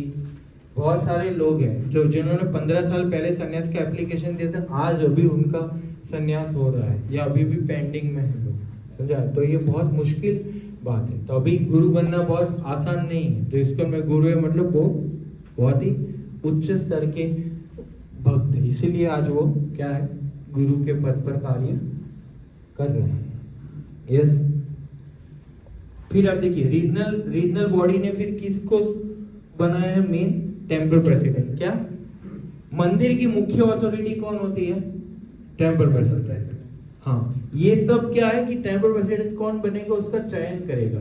फिर मंदिर में क्या करना है वो मेन टेम्पल प्रेसिडेंट डिसाइड करेंगे, मंदिर के प्रमुख बतलाएंगे और वो डिसाइड करेंगे कि क्या करना है और क्या नहीं करना है। ये सब क्या है, ब्राह्मण है। 2 प्रकार की अथॉरिटी होती है, एक ब्राह्मण अथॉरिटी होती है, दूसरी क्या होती है, क्षत्रिय अथॉरिटी होती है। क्षत्रिय यानी कि मैनेजमेंट पूरा कार्य करेगी, कैसे करना है वो टेम्पल प्रेसिडेंट नक्की करेगा, और क्या करना चाहिए शास्त्रीय प्रमाण के आधार पर, वो सब ये सब ब्राह्मण कमिटी है। फिर टेम्पल प्रेसिडेंट के अंदर मंदिर के जो रहवासी होते हैं या जो कांग्रीगेशन नामहट प्रोग्राम चलाते हैं वो सब भक्त होते हैं। समझे आप? तो ये क्या है, ये इस्कॉन का अथॉरिटी स्ट्रक्चर है। हमारे 2 अथॉरिटीज है, एक तो मैनेजरियल अथॉरिटी है, सेवा अथॉरिटी, टेम्पल के अथॉरिटी, और दूसरा हमारे गुरु है। समझे आप? तो इन दोनों में क्या होना चाहिए, समन्वय होना चाहिए, है ना? ऐसा नहीं कि है हम किसी टेम्पल प्रेसिडेंट को नहीं मानते, या फिर हम ऐसे सब ये और सब नहीं मानते, हम तो ऊपर और नीचे, हमारा गुरु और हम, ये सबको हटाओ। समझा? तो मैनेजरियल अथॉरिटी का भी सम्मान होना चाहिए, क्योंकि वो क्या कर रहे हैं, मंदिर को चला रहे हैं ना। आप किससे जुड़े? मंदिर नहीं होता तो नामठ नहीं होता, नामठ नहीं होता तो हम खुद नहीं होते। तो मंदिर का जो प्रमुख है वो भी हमारे लिए कृष्णा का एक प्रतिनिधि जैसा ही है कि मतलब, या फिर जो कांग्रीगेशन मेंबर, जो हमारे नामट प्रोग्राम, जो हमारे ग्रुप का लीडर है, यस, वो हमें सेवा में लगाते हैं। तो एक सेवा अथॉरिटी भी होते हैं, यस। तो कहने का अर्थ है कि इसको में मल्टीपल अथॉरिटीज जो है सबका सम्मान होना चाहिए, समझे आप। अभी फिर ऐसा नहीं होगा कि भाई गुरु कुछ अलग बताए। गुरु ने जैसे सबको बोला कि हाँ सबको पुस्तक वितरण करना चाहिए, और मंदिर में से सबको आदेश मिला कि आओ आज गुंडीचा मार्जन है, मंदिर की साफ सफाई करेंगे, तो क्या बोलेंगे, अरे हमारे गुरु ने तो बुक वितरण बोला है, हम नहीं करेंगे, समझे आप। तो ये क्या है, अपराध है, ये गलत है। तो आपको क्या करना चाहिए कि ठीक है, अथॉरिटी को कंसल्ट करना चाहिए कि ठीक है प्रभु जी, हम सुबह मंदिर साफ कर लेंगे, शाम को पुस्तक वितरण करेंगे, या फिर कोई बात नहीं आज मंदिर साफ, क्या मंदिर साफ करने से गुरु अप्रसन्न होंगे? ऐसा बोलेंगे तू दीक्षा वापिस ला, तू माला वापिस ला, ऐसा बोलेगा? समझे आप? भाव समझना है ना कि तुमको क्या करना है, कृष्णा की सेवा करनी है, यस। तो टेम्पल प्रेसिडेंट के आदेशों का और गुरु के आदेशों का, दोनों को क्या करना है, बैलेंस करके चलना है। हमेशा टेम्पल प्रेसिडेंट से या फिर जो भी कंसल्टेशन है वो कंसल्टेशन करके फिर क्या करना चाहिए, ऐसे हमें आगे बढ़ना चाहिए। हमारे जो अथॉरिटीज है वो जैसा बोले वैसा मतलब करना चाहिए। इसीलिए ये पूरा मैनेजमेंट है कि टेम्पल प्रेसिडेंट के बाद हमारे जो ग्रुप लीडर्स होते हैं तो वो भी एक कनेक्शन में होते हैं, यस। तो इस प्रकार से पालन करना चाहिए। सभी के अपने अपने ग्रुप लीडर है, कोई ऐसा है स्वतंत्र कि जो कोई ग्रुप से जुड़ा नहीं है, हो सकते हैं ऐसा। आप सब तो जुड़े, माता जी आप, अच्छा आप प्रभु जी, आप ग्रुप लीडर है, कुछ ज़्यादा एक्सप्लेन करें कैसे है? आप प्रभु जी, आप मिठाई काउंटर पर सेवा करते देखा है आपने, फिर आप किसी से जुड़े हैं? रघुनाथ ब्रांड प्रभु जी के। अच्छा, भोपाल वाले ग्रुप में हैं आप? अच्छा, हम सब जैसे हाँ। आप माता जी कला प्रभु से फ्राइडे प्रोग्राम में ना, हाँ मतलब आप जुड़े हुए हैं, हाँ ठीक है। ग्रुप लीडर का अर्थ होता है कि जिनके हम प्रवचन सुनते हैं, जिनकी उधर हम कार्य करते हैं, यस, उसको क्या बोलते हैं, ग्रुप लीडर। कि जो हमें बताए कि आज ये सेवा करना है, कल ये सेवा करना है, यस।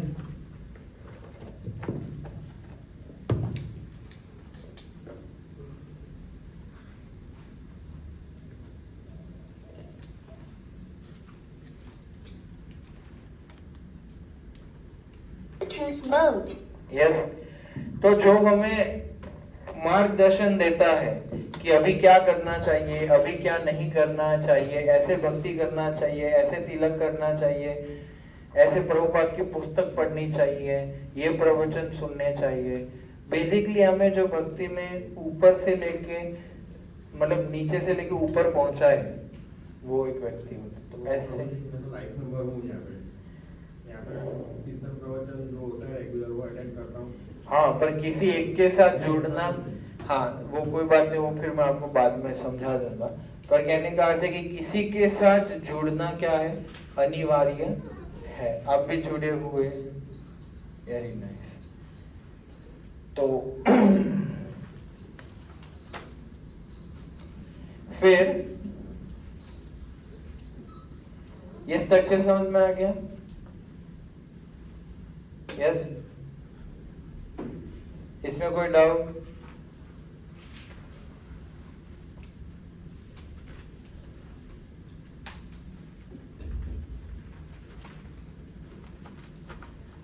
आगे बढ़ते हैं।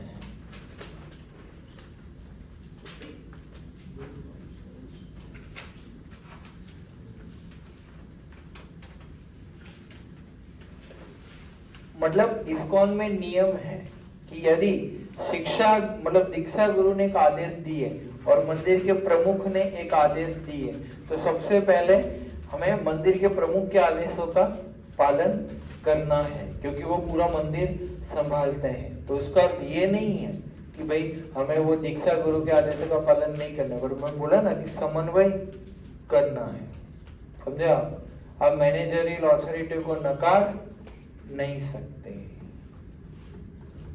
दोनों का क्या करना है, सम्मान करना है, क्योंकि प्रभुपाद ने बोला है, क्योंकि मंदिर का मेन कौन होता है, प्रमुख। यस। फिर होता है इस्कॉन के बाहर के गुरु। इस्कॉन के अंतर्गत शिक्षा एवं दीक्षा गुरु स्वीकार करने के कुछ लाभों को नीचे कोष्टक में क्रमबद्ध करें। तो हम ये सोचते हैं कि इस्कॉन से ही दीक्षा और शिक्षा लेने का क्या फायदा होता है। ऐसे इस्कॉन से बाहर से हम दीक्षा शिक्षा नहीं ले सकते, क्या लगता है?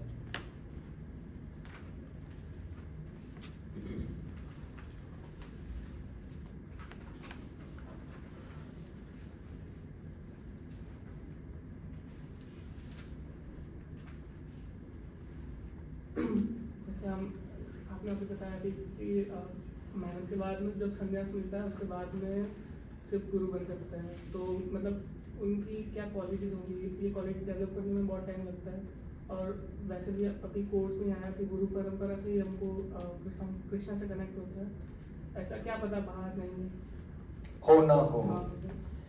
हाँ, अगर मान लीजिए फिर भी होता भी है तो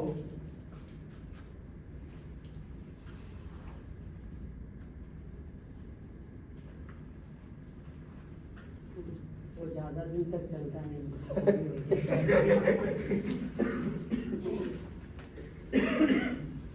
गुरु परंपरा पे रहता है, उसके लिए चल भी गया तो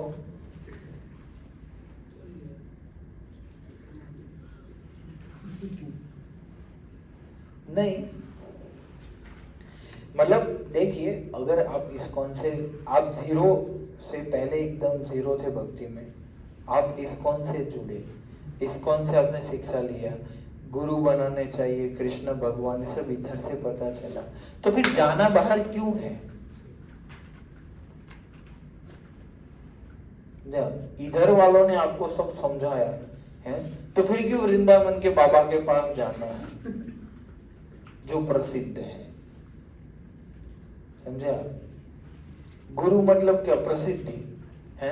ऐसे तो वो बॉलीवुड के जो नग्न व्यक्ति है वो भी प्रसिद्ध है, जो कपड़े नहीं पहनते हैं, तो क्या उसको गुरु बना लो? ये तो भौतिक दृष्टि है ना, कि अरे हमारे गुरु प्रसिद्ध नहीं है, ये गुरु प्रसिद्ध है, मतलब हाँ ये चमत्कारिक लगते हैं। कौन सा चमत्कार? भभूति उत्पन्न कर, तो भभूति वाले के पास जाओ ना। गुरु का काम क्या होता है? भभूति उत्पन्न करना। ये गुरु सोना बनाते हैं, चाहे सोने की कंपनी के पास जाओ, गुरु के पास क्यों जा रहे हो? प्रभुपाद ने भी चमत्कार किया, हिप्पियों को हैप्पी बना दिया, समझे आप? बड़े बड़े बाल रखने वाले को ऐसा गंजू कर दिया, तो ये बड़ा चमत्कार है। हाँ, हवा की बोतल पानी में उड़ाएगा, ओए गुरु है, गुरु है। वो गुरु नहीं है, वो गोरू है, गोरू।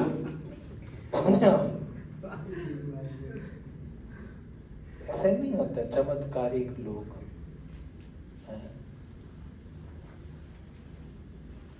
तो गुरु भौतिक वो से परे होते हैं, मतलब कि ये प्रसिद्ध है, ये गुरु भेड़ चाले फिर प्रसिद्ध तो बहुत कुछ है, पर सब अच्छा है क्या? ते भी समझना जरूरी है। यस, तो क्वालिटी के पीछे भागना चाहिए, क्वांटिटी के पीछे नहीं। समझे आप? अब देखिए पीछे पत्ता कीजिए, उसमें सब लिखा है।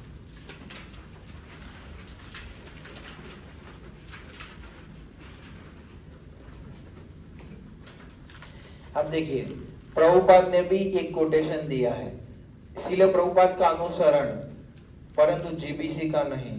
जब वे कहते हैं कि इस्कॉन एवं जीबीसी को नापसंद करते हैं तो वास्तविक में यह कहते हैं कि मेरा अनुसरण नहीं करना चाहते, मेरी आज्ञा को नापसंद करते हैं। इसका अर्थ है कि उन्हें मेरी आज्ञा पर विश्वास नहीं है। यह गुरु अपराध है। यह कहना कि मुझ पर श्रद्धा है केवल एक ढोंग है। होनोलुलु में प्रभुपाद ने पत्र लिखा था, है ना।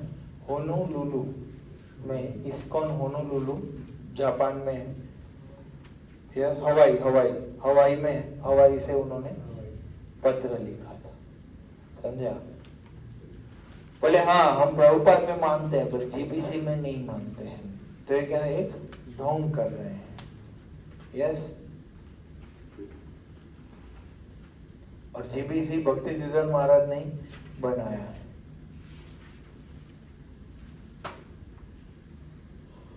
इस्कॉन के बाहर के गुरु परंपरा के बाहर के किसी का श्रवण ना करे। अच्छा है कि आप अधिकार प्राप्त व्यक्ति को ही श्रवण करिए, जैसा कि आपके आध्यात्मिक गुरु अथवा अनुभवी गुरु भाई, परंतु परंपरा क्रम के बाहर के व्यक्ति का श्रवण कभी ना करे।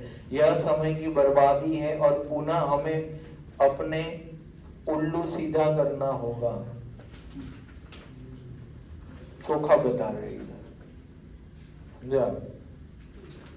कि जो परंपरा में नहीं आते, जो इस्कॉन के बाहर के हैं, आप देखिए ये सब प्रभुपाद ने बहुत गंभीर से लिखा है। अभी आप देखिए कृपया इनसे दूर रहें।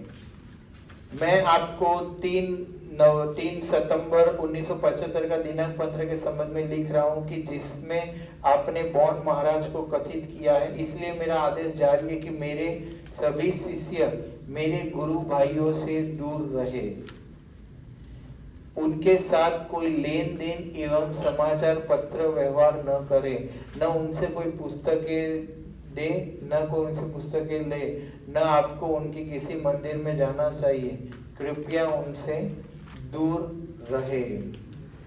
उन्हें प्रसाद दे, उनका एक वरिष्ठ वैष्णव की तरह आदर करे, परंतु वे प्रवचन नहीं कर सकते।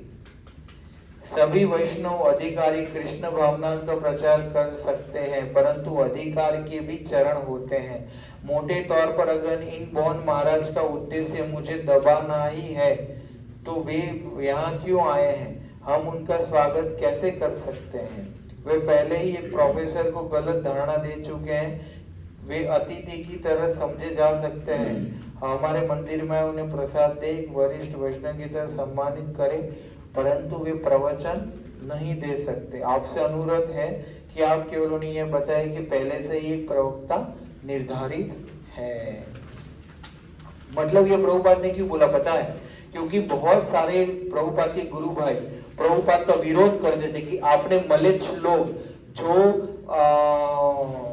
भारतीय संस्कृति में नहीं, उनको जनोई कैसे पहना दी, उनको कैसे ब्राह्मण दीक्षा दे दी, आप ऐसे कैसे लोगों को संन्यास दे रहे हो, आप ऐसे कैसे लोगों को दीक्षा दे रहे हो। मतलब उनके गुरु भाई क्या करते थे, इस्कॉन में आते थे, प्रवचन करते थे और प्रभुपाद के बारे में ही उनके शिष्य को, प्रभुपाद के शिष्य को ही प्रभुपाद के बारे में गलत बोलते थे,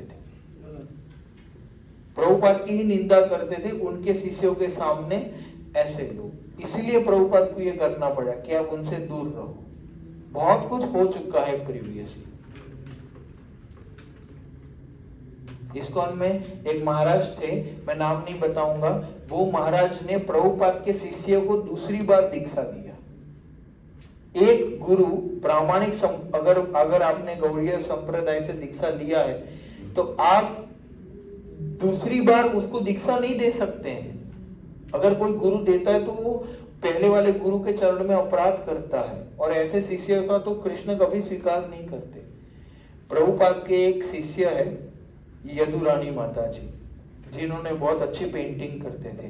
वो माता जी को एक गौड़ीय प्रभुपाद के जो सन्यासी गुरु थे उनके शिष्य ने वो माता जी को यदुरानी से श्याम रानी बनाया।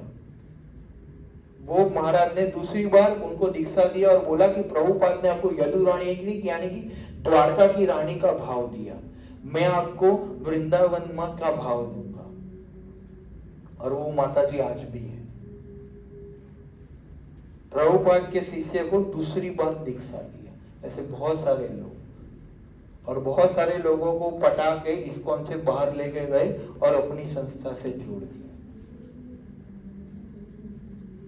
और ऐसे महाराज को दो हाथ जोड़ के इस्कॉन से बाहर ही रखना चाहिए। वो कार्य हमारे जिन्होंने ये मंदिर बनाया जशोमती नंदन प्रभु ने किया था। लेटर लिखा और बोला कि ये महाराज को बाहर करो, सबने साइन किया और अलग किया। तब से फिर इस्कॉन में नियम बना कि कोई भी, चाहे गौड़ीय मठ का हो या फिर कोई भी हो, XYZ, इस्कॉन में जो परंपरा में नहीं आता वो कोई प्रवचन ना कोई शिक्षा ले सकता है, ना उनकी पुस्तकें पढ़नी है, ना कुछ उनके साथ कोई व्यवहार रखना है।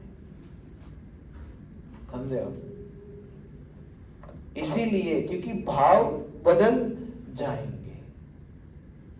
प्रभुपाद, देखिए क्यों प्रभुपाद का विरोध हुआ? क्योंकि भक्ति सिद्धांत महाराज ने क्या बोला? 64 माला पे दीक्षा दूंगा। ठीक है, प्रभुपाद ने कितना किया? 16। और उनके गुरु भाइयों को ये भी पसंद नहीं था कि प्रभुपाद अपने आप को प्रभुपाद बोले। इसलिए आज भी गौड़ीय मठ के जितने भी लोग हैं श्रील प्रभुपाद का नाम आदर से लेते हैं, पर आज तक वो प्रभुपाद को प्रभुपाद नहीं बोलते, वो स्वामी महाराज ही बोलते हैं। वो क्या लिखते हैं? हिज हॉलीनेस भक्ति वेदांत स्वामी महाराज। वो कभी प्रभुपाद, बहुत विरोध किया उन्होंने कि ये भक्ति वेदांत स्वामी अपने आप को भक्ति सिद्धांत सरस्वती ठाकुर प्रभुपाद कैसे बोल सकते? एक्चुअली प्रभुपाद ने नहीं बोला था कि मुझे प्रभुपाद बोलो। प्रभुपाद ने एक तात्पर्य में लिखा है भागवत के पहले स्कंद में कि गुरु को विष्णुपाद या प्रभुपाद के नाम से संबोधित करना चाहिए। तो उनके एक शिष्य ने क्या बोला कि हम तो पहले तो प्रभुपाद ने जब इनिशियली प्रचार चालू किया तो सब उनको स्वामी जी ही बोला करते थे। तो उनको बोला कि आपको हमें क्या बुलाना चाहिए, विष्णुपाद या प्रभुपाद? तो प्रभुपाद ने बोला आपको जो अच्छा लगे। तो बोले हम आपको प्रभुपाद बोले। ऐसे तो रूप गोस्वामी को भी प्रभुपाद बोलते हैं, जीव गोस्वामी प्रभुपाद, सबको प्रभुपाद बोलते हैं। जो भगवान के चरणों में अति प्रिय है, जो प्रिय दास है, वो कौन है? प्रभुपाद। पर हाँ, अभी संस्थापक आचार्य हो गए प्रभुपाद, तो अभी हम हमारे दीक्षा गुरु को प्रभुपाद नहीं बोल सकते हैं। यस, उनके लिए गुरु महाराज या महाराज, गुरुदेव ऐसा संबोधन कर सकते हैं। तो इसीलिए भी बहुत सारे लोगों ने विरोध किया कि ये प्रभुपाद, ये भक्ति वेदांत स्वामी अपने आप को प्रभुपाद बोलते हैं, अपने आप को प्रभुपाद कहलाते हैं और उनके शिष्य प्रभुपाद करते हैं। इनका भी विरोध, भरसक विरोध हुआ कि ये 64 माला और 16 माला, क्योंकि फॉरेनर शिष्य है ना लोग, 16 नहीं, प्रभुपाद ने बोला 64 करो। पहले तो उन्होंने 64 ही बोला था, पर वो बोले नहीं कर सकते, तो बोला 32 करो, वो भी मुश्किल है। तो बोला चुके 16, उससे कम नहीं। समझे आप? इसलिए भी विरोध हुआ, क्योंकि भक्ति सिद्धांत महाराज का क्या वाक्य है? प्रीचिंग इज द एसेंस, प्रचार ही सार है। तो प्रभुपाद ने भक्ति सिद्धांत महाराज को असिस्ट करने के लिए इस्कॉन बनाया है। गौर केशवदास बाबा जी महाराज ने क्या बोला? प्योरिटी इज द फोर्स, कि शुद्धता ही बल है। इसीलिए उन्होंने 64 माला रखी। एक्चुअली भक्ति सिद्धांत महाराज ने भी बदला था। गौर केशवदास बाबा जी महाराज 128 माला करते थे। उनका स्टैंडर्ड क्या था दीक्षा का? 128। तो भक्ति सिद्धांत महाराज ने कितना किया? हाँ, समझे? तो ये इधर से आया है।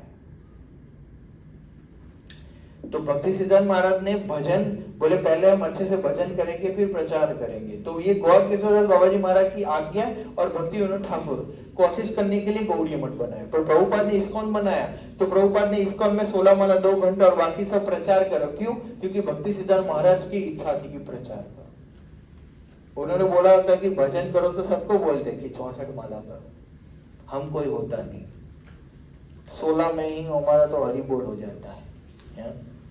माला करते कभी कभी तो ऐसा लगता है माला पकड़ी है केले का छिलका पकड़ा है, वही समझ में नहीं आता है। माला गिर जाती, हम भी गिर जाते हैं।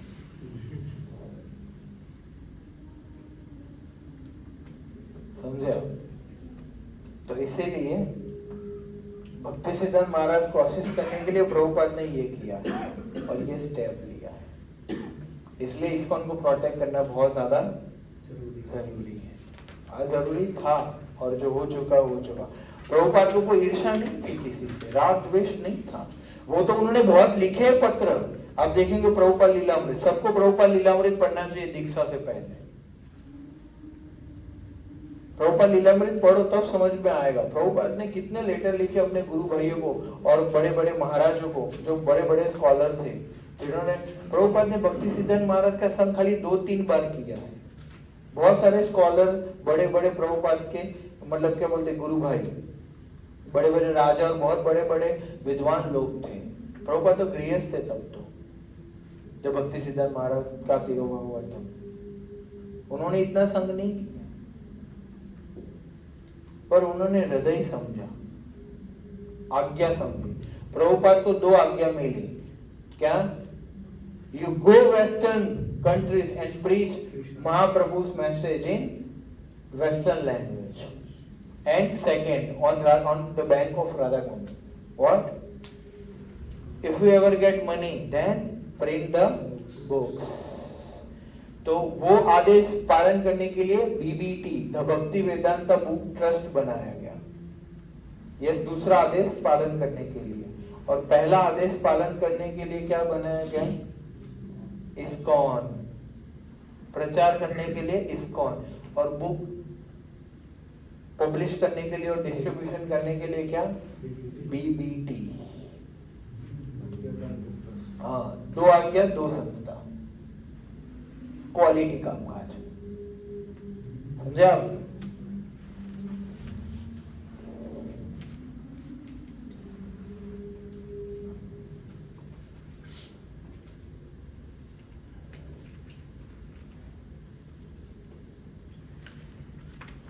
लास्ट पार्ट, फिर हम समाप्ति करते हैं आज। फिर यूनिट 2 और यूनिट 3 पढ़ेंगे ट्यूसडे, परसों। जीबीसी अंतिम संचालन अधिकार संपूर्ण कृष्ण भावना मृत संघ के गवर्निंग बॉडी कमीशन जीबीसी के होंगे। मतलब इस्कॉन की जितनी भी प्रॉपर्टी है, इस्कॉन आगे कैसे बढ़ेगा, वो संपूर्ण कौन डिसाइड करेंगे? जीबीसी डिसाइड करेंगे, हायर अथॉरिटी। गौड़ीय मिशन अपने प्रचार कार्य में असफल है। आपको इस प्रकार के कार्य में निरंतर लगे रहना होगा। इस सिद्धांत का पालन करने के कारण गौड़ीय मठ का प्रचार कार्य असफल हो गया। उन्हें एक मठ के नाम पर तनिक सा आश्रय मिलता और वे पहुंच जाते 1 दर्जन शिष्य लेकर, कहां हरे कृष्ण भजन करते, यह दिखाने के लिए वे कितने बड़े कीर्तनिया हैं और आपका प्रचार क्या है। इसलिए मेरे गुरु महाराज ने इस प्रचलन की भर्त्सना की। दुष्ट मन, तुम्ही किसे रे वैष्णव, तुम कैसे वैष्णव, प्रतिष्ठा तारे निर्जन रे घरे, और केवल तुच्छ प्रसिद्धि के लिए अरे वे वैष्णव है और वे जप कर रहे हैं। अच्छा, कोई तकलीफ नहीं है, क्योंकि कोई प्रचार नहीं है, इसीलिए कोई परेशानी भी नहीं है। आप बैठकर लोगों को दिखा सकते कि मैं एक मुक्त जीव हूं और जप करे, यह केवल शयन है। हम इस प्रकार की क्रियाएं मेरे गुरु महाराज द्वारा प्रतिबंधित की गई है। प्रतिष्ठा तारे निर्जन घरे तब हरि नाम केवल कैटव, यह ठगी है। इस प्रकार के कार्य वर्जित है। वे दिखाना चाहते थे कि सभी व्यक्ति प्रचार कार्य में लगे रहे। तो प्रभुपाद का यही उद्देश्य था। प्रभुपाद बोलते थे कि ये कुछ गौड़ीय मठ के भक्त, सभी नहीं, कुछ जहां जाते थे प्रचार करते थे, बोले आ जाओ मंदिर बना, तो मंदिर में फिर खाली क्या माला करते थे, प्रचार कार्य कुछ नहीं करते थे। तो भक्ति सिद्धांत महाराज इसकी निंदा करते थे कि भी प्रचार करो। तो हमें दीक्षा क्यों लेना है? हम हमारे गुरु हमें दीक्षा देते ही क्यों है? क्योंकि हम में से कोई योग्य नहीं है दीक्षा के लिए। मैं आपको सीधा बता रहा हूं, मैं खुद अभी तक योग्य नहीं। अगर आप आदर्श शिष्य देखेंगे तो कैसे होता है, पर हमें सबको कृपा मिल रहा है, दीक्षा मिल रहा है। क्यों? प्रचार कार्य करने के लिए। माला घिसने के लिए नहीं, रात के 12 बजे तक, समझे? माला तो ऐसे घिस ही रहे हैं, पर हमें शक्ति संचारित करके हमसे प्रचार कार्य करवाना चाहते हैं। प्रचार कार्य के 2 अर्थ होते हैं, या तो प्रचार में सहायता करो या तो डायरेक्ट प्रचार करो। एक होता है प्रचार यानी कि प्रवचन देना, पुस्तक वितरण करना, ये डायरेक्ट कर सकते हैं, करें। बाकी अन्य आप देखो, डीटी वर्शिप करना, अभी राधा गोविंद जी का ड्रेसिंग ही नहीं होगा तो कौन आएगा मंदिर में? विग्रह पूजा करना भी एक प्रचार है। मंदिर साफ नहीं होगा तो कौन आएगा बैठने? मंदिर में लक्ष्मी नहीं होगा तो ये सब कौन करेगा? समझे आप? प्रसाद नहीं बनाने वाले नहीं होंगे, कीर्तन वाले नहीं होंगे तो कौन आएगा? तो कुछ इनडायरेक्ट प्रचार होते हैं, कुछ डायरेक्ट प्रचार होते हैं। तो डायरेक्ट प्रचार में लग सकते तो बहुत अच्छा है, बाकी क्या इनडायरेक्ट प्रचार में लगो। क्योंकि अब देखो, हाथी, घोड़ा, मैना, तोता, गधा, कौवा, घोड़ा, सबको एक लाइन में खड़ा करके दौड़ो, कैसे दौड़ेंगे? गधा गधा है, घोड़ा घोड़ा है, हाथी हाथी है। तो जो कर सकता है वो कर सकता है। सभी का क्या? इसलिए देखो, हमारा अलग अलग स्वभाव क्यों है? क्योंकि कृष्णा को अलग अलग सेवा चाहिए। क्या एक ही सेवा वाले? क्या सब पान बनाने वाले हैं? तो कृष्णा क्या पान चबाते रहेंगे? बोले यार धोती कौन पहनाएगा? बोले वो नहीं आता, पान बनाना आता है। सब धोती पहनाने वाले होंगे तो बोले यार पान कौन बनाएगा? पान बनाने वाले धोती पहनाने वाले होंगे तो बोले कि अभी कीर्तन कौन करेगा? तो सभी की हमें आवश्यकता है। हम सभी क्या कर सकते हैं? अपने अपने स्तर पर भगवान की सेवा में लग सकते हैं। इस्कॉन में जो भी कार्य होते, जैसे भी कार्य होते, अल्टीमेटली किसको जाते हैं? प्रचार के लिए जाते हैं। समझा? तो ये जरूरी है कि हमें दीक्षा लेना है तो प्रचार कार्य में हमें जुड़ना पड़ेगा, सहायता करनी पड़ेगी, तन मन धन से सेवा करना है। ऐसा नहीं कि धन छुपा कर रखेंगे परिवार के लिए, सभी कुछ देना पड़ेगा, है ना? गाना पड़ेगा। फिर क्या? मानस देहो गेहो जो किछु मोह अर्पिलु तुआ पदे नंद किशोर। यस, जीवन मरण, ऐसा करके आगे भजन है। यस, विपदे संपदे, यस, धाई मम, ऐसे आगे बहुत सुंदर भजन का वर्णन कि मेरे पास जो भी है, मानस देहो, ये मनुष्य देह, गेहो घर है, जो किछु मोर पत्नी है, धन है, सब जो भी है सब क्या है?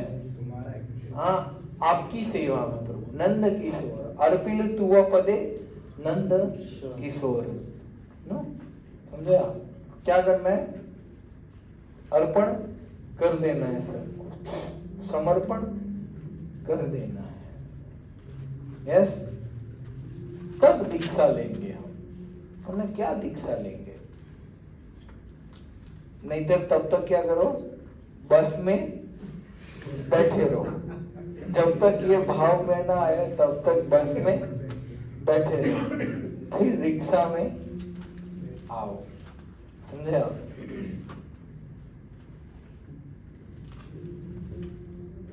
जीबीसी के अधिकार श्रील प्रभुपाद का आदेश है। यस, शिष्य को सपने गुरु के आदेशों का पालन डटकर करना चाहिए। यस,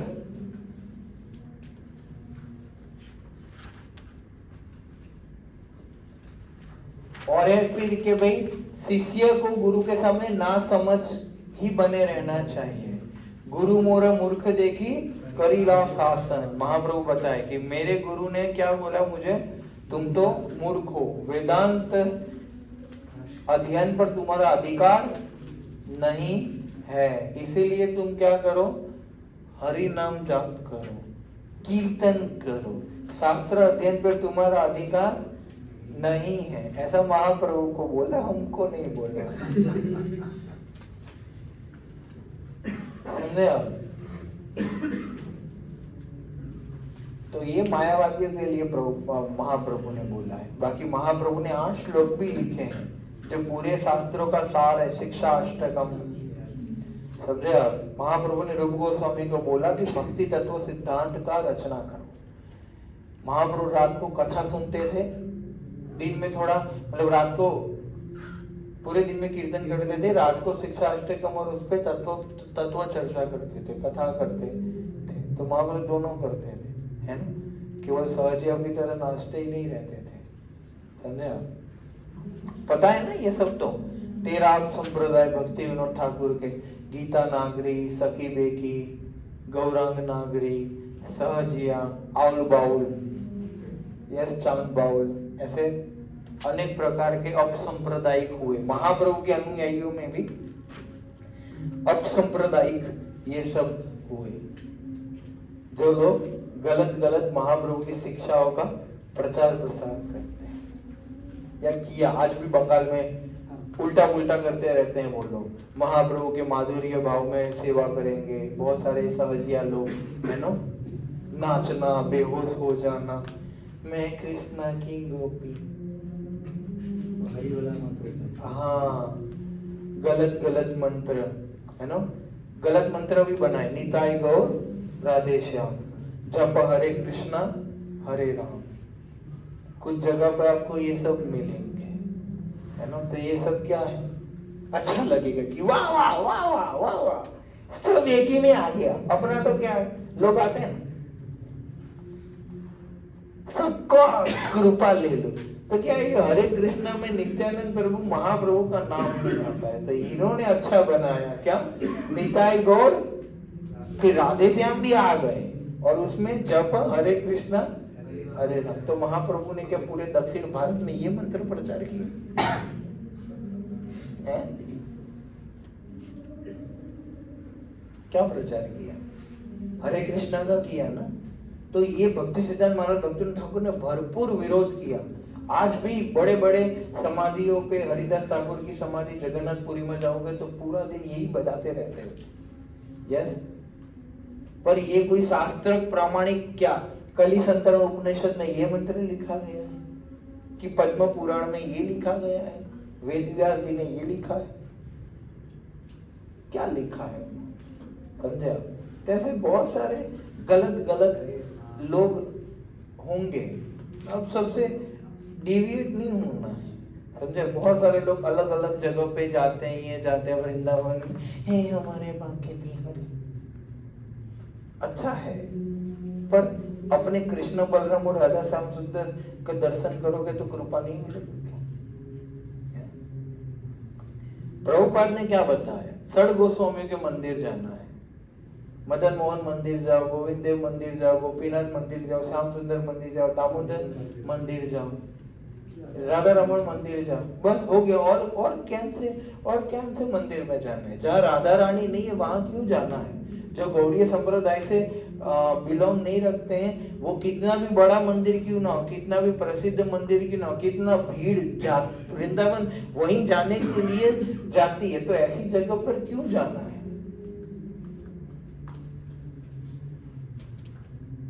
समझे? सही बात है। इसीलिए गलत गलत को मैं पहले बता देता हूँ कि गलत कार्य नहीं करना है, ये नहीं करना है, बाकी कुछ भी कर लो, मायावादियों में और गलत चीजों में नहीं फंसना है।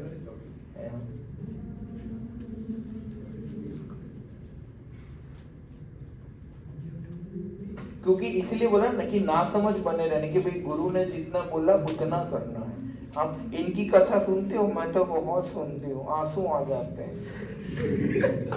आंसू आ जाते हैं और माला में नींद भी आ जाती है। आंसू आने के बाद क्या करते हैं वो समझना जरूरी है? आंसू आ जाते हैं और फिर दूसरे 2 घंटे बाद बाजू वाले को गाली भी देती है, समझे आप? कुछ लोग इधर भी आते हैं, नाचते फिर गिर जाते हैं, हाय मैं गोपी। तो ऐसे लोग से दूर रहो।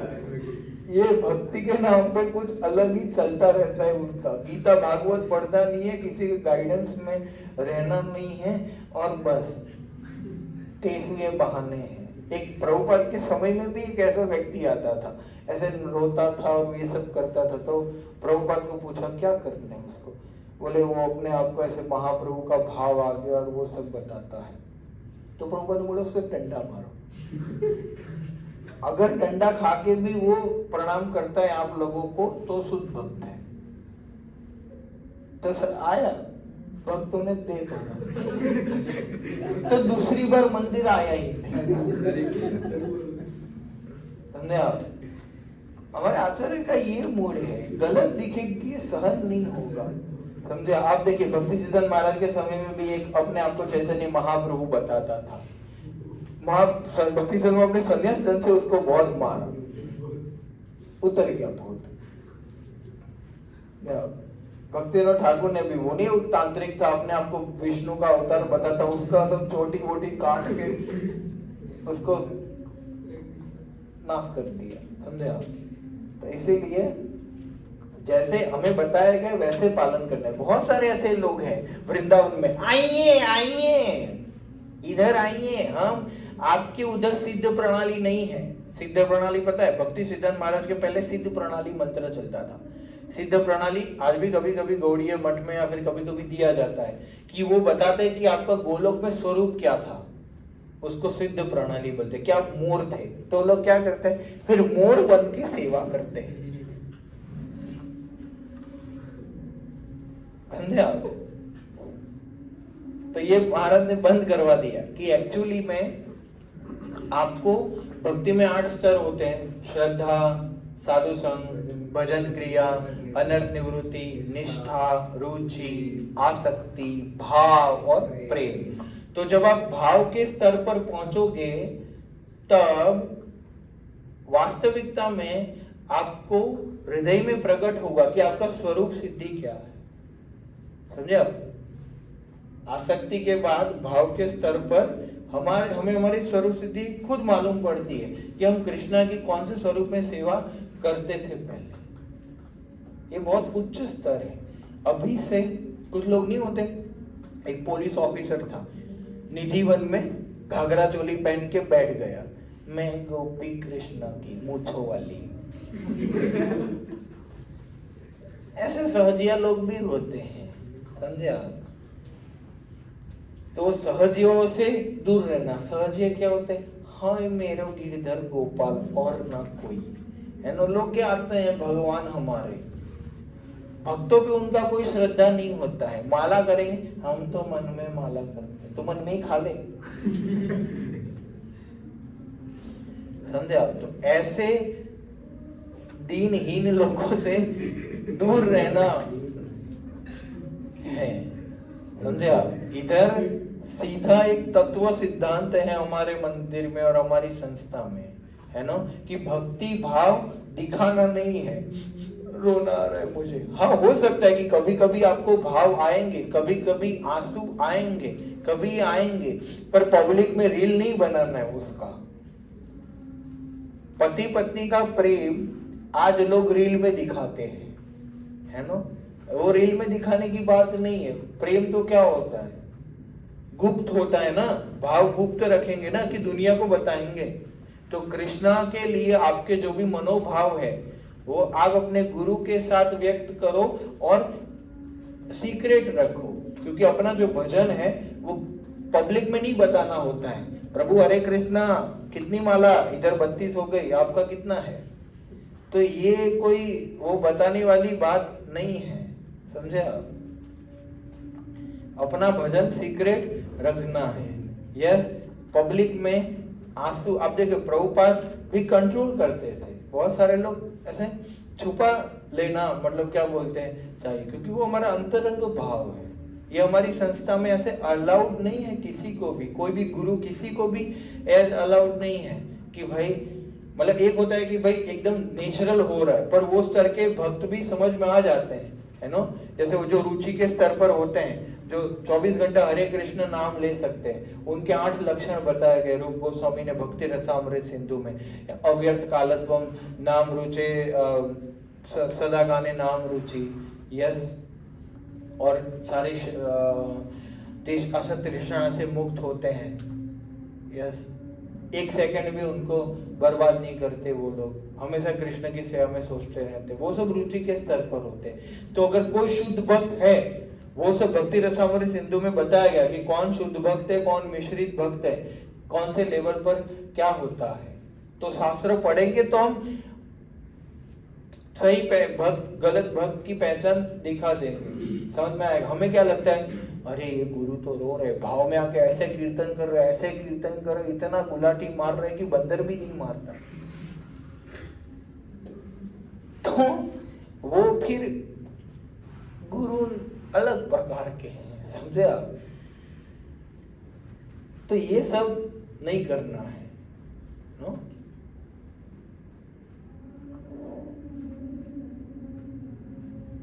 इसीलिए ये लास्ट में यही कॉन्टेक्स्ट में समझाया। एक समझदार व्यक्ति को इस प्रकार कार्य करना चाहिए, सही एवं गलत का भेद समझते हुए। यस,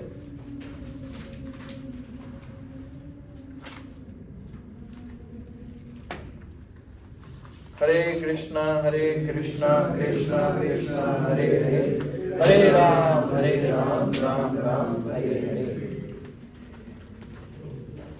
हाँ, तो इसके संदर्भ में जो अंतिम चर्चा हुआ, इसके संदर्भ में अगर प्रश्न है तो पूछ सकते।